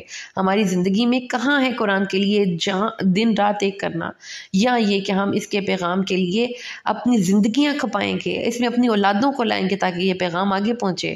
ورنہ تو یہ کتاب لاوارث ہے. اس وقت اس کا کوئی وارث نہیں، نہ ہی کوئی اس کے لیے کام کرنے کو تیار ہے. صرف ہم نے قرآن پاک کو کیا کیا ہے، بغیر سمجھے اس کو سن لیتے ہیں، پڑھ لیتے ہیں، وہ بھی بہت کم لوگ. تو اس لیے اپنی ذمہ داری سمجھیں. آگے اللہ تعالیٰ نے فرمایا ہے سورۃ الحج کی آیت 52 میں، یہاں پر اللہ تعالیٰ نے شیطان کی خلل اندازی کا ذکر فرمایا ہے.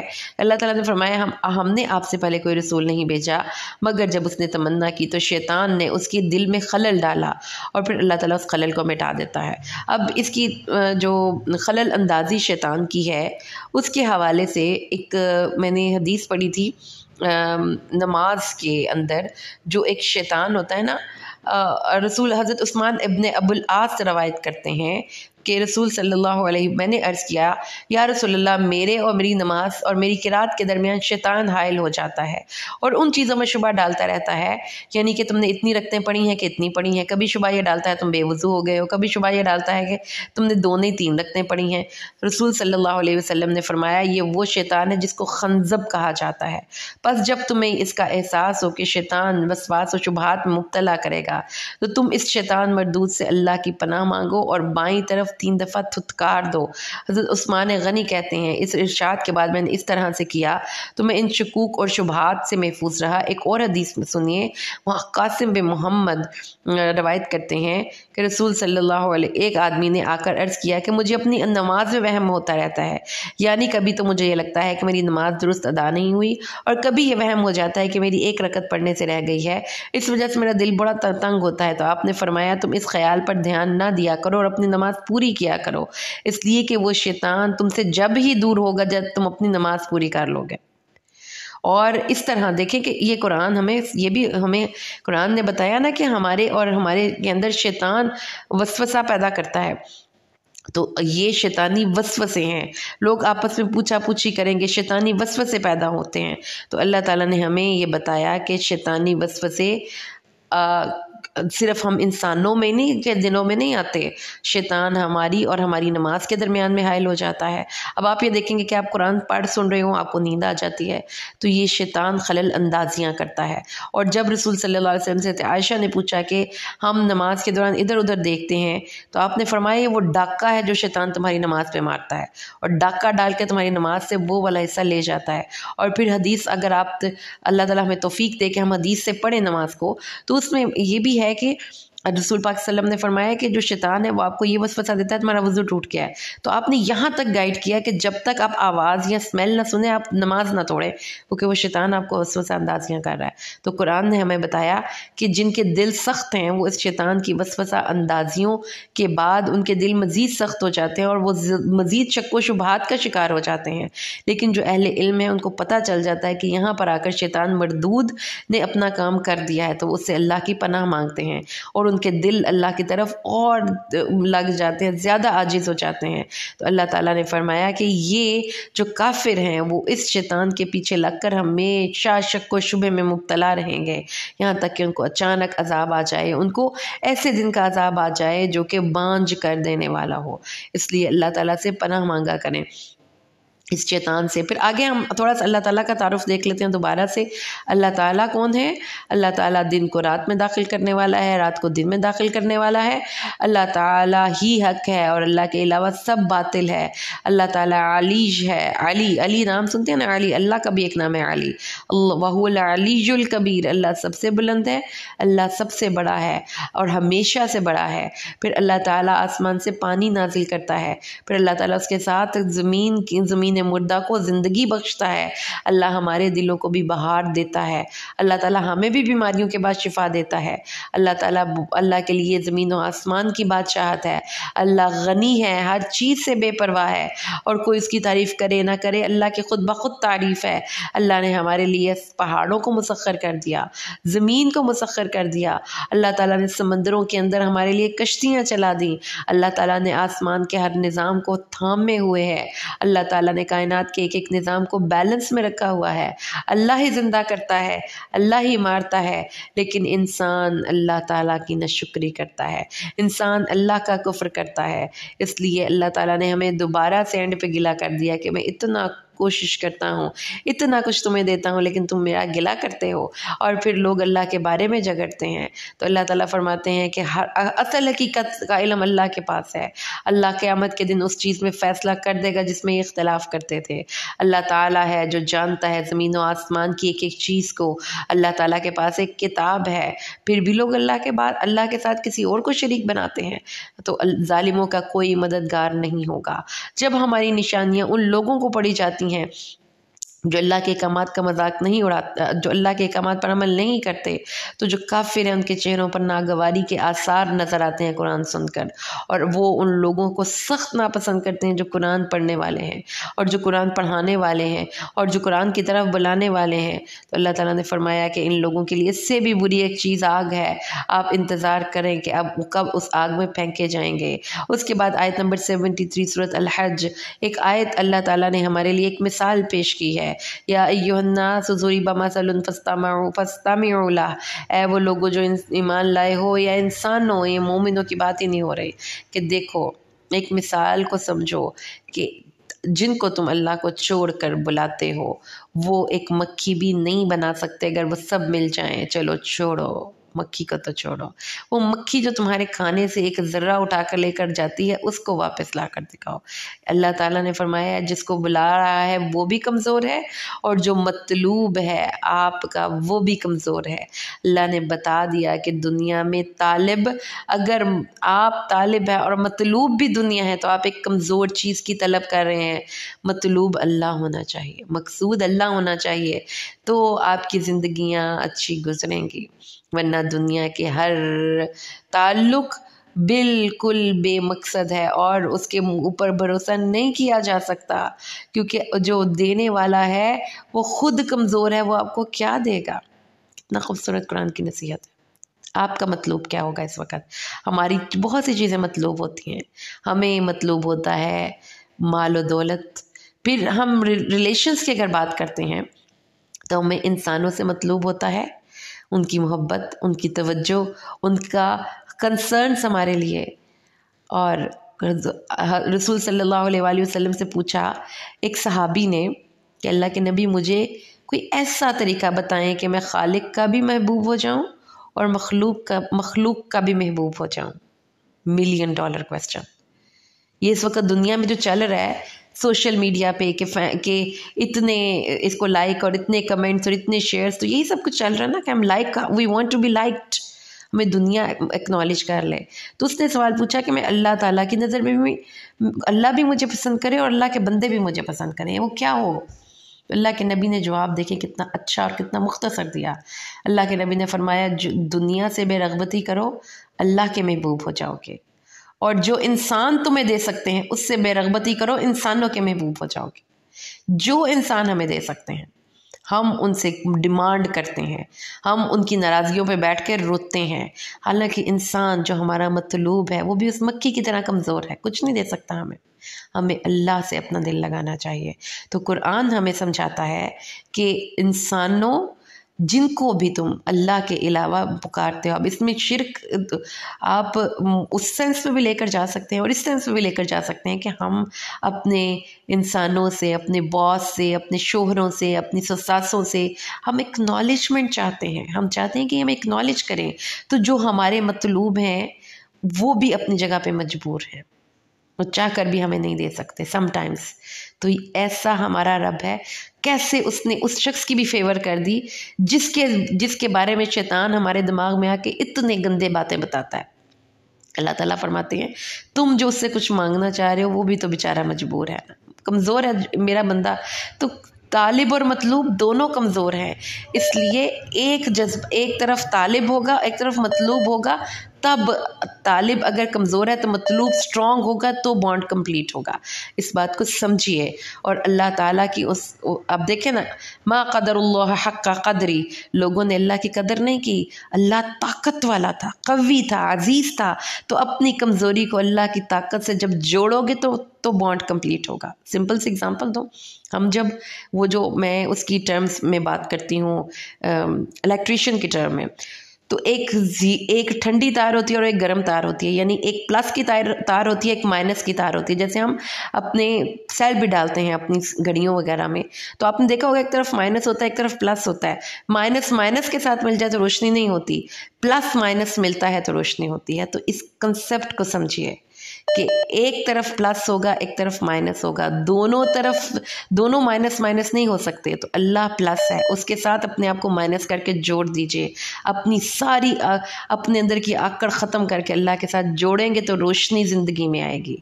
अल्लाह ताला ने आगे बताया अल्लाह फरिश्तों में से भी जिसको चाहता है मुंतखब करता है, और इंसानों में से भी अल्लाह सुनने वाला, देखने वाला है। ऐ वो लोगो जो ईमान लाए हो, रुकू करो, सजदा करो और अपने रब की इबादत करो। ज़रा नोट करते जाइए, रुकू करो, हमें वो मुखातिब हो रहा है ना, रुकू, सजदा, इबादत और नेकियां करनी है, ये भी आयत सजदा है। और अल्लाह के रास्ते में मकदूर भर जिहाद करना है, जितना हम कर सकते हैं। अल्लाह ने तुम्हें हुआ जितबाकुम, अल्लाह ने तुम्हें मुंतखब किया, तुम्हारा नाम मुस्लिम रखा, तुम्हें मिल्लत इब्राहीम में दाखिल किया। तो अल्लाह ताला और लोग और नमाज और अल्लाह की रस्सी को मजबूती से थाम लो। हुआ मौलाकुम, वो तुम्हारा मौला है। फनिअमल मौला व निअमन नसीर, सुभान अल्लाह। सबसे अच्छा दोस्त, سب سے اچھا مددگار۔ قرآن کو ذرا سمجھ کے پڑھے نا تو اللہ کی قسم کسی بھی اور رشتے سے دل لگانے کو دل ہی نہیں کرتا، کہ اتنی محبت کرنے والا ہمارا رب ہر وقت ہمارے لیے محبت کو بانٹنے کے لیے، نچھاور کرنے کے لیے تیار، اور ہم اس کو چھوڑتے ہیں تو ہم نہ قدری کرتے ہیں اس رشتے کی۔ الحمدللہ اللہ کے حکم اور اس کی توفیق سے ہمارا 70واں پارہ بھی آج مکمل ہوا ہے۔ اللہ تعالیٰ کا شکر ہے کہ جس نے ہمیں یہ توفیق عطا فرمائی کہ ہم اللہ کی اس کتاب کو سمجھنے کی کوشش کر رہے ہیں کہ جو اس فانی دنیا کے تمام علوم میں سب سے چوٹی کا علم ہے۔ الحمدللہ اللہ تعالیٰ نے ہم انسانوں کو اپنے اس مخصوص کام کے لیے منتخب کیا۔ اللہ تعالیٰ اس کوشش کو ہم سے قبول فرمائے، اللہ تعالیٰ اس پر ہمیں عمل کی توفیق عطا فرمائے، اللہ تعالیٰ اس کے بنیاد پر ہم اپنی زندگیوں کو تبدیل کرے، ہماری اولادوں کو اللہ تعالیٰ نیک نمازی بنائے، ہمارے والدین کو اللہ تعالیٰ قبروں میں ان کی قبروں کو باغیچے بنائے، اور جن کے والدین حیات ہیں اللہ تعالیٰ ان کے لیے آسانیاں پیدا فرمائے۔ اللہ تعالیٰ ہمیں اپنے والدین کے لیے صدقہ جاریہ بنائے، ہمارے اساتذہ کے لیے ہمیں صدقہ جاریہ بنائے۔ آمین۔ بارک اللہ لی ولکم فی القرآن الحکیم ونفعنی وإیاکم بالآیات والذکر الحکیم۔ اللہم صلی علی محمد وعلی آل محمد کما صلیت علی ابراہیم وعلی آل ابراہیم انک حمید مجید۔ اللہم بارک علی محمد وعلی آل محمد کما بارکت علی ابراہیم وعلی آل ابراہیم انک حمید مجید۔ سبحان ربک رب العزت عما یصفون وسلام علی المرسلین والحمد للہ رب العالمین۔ سبحانک اللہم وبحمدک اشہد ان لا الہ الا انت استغفرک واتوب الیک۔ السلام علیکم ورحمۃ اللہ وبرکاتہ۔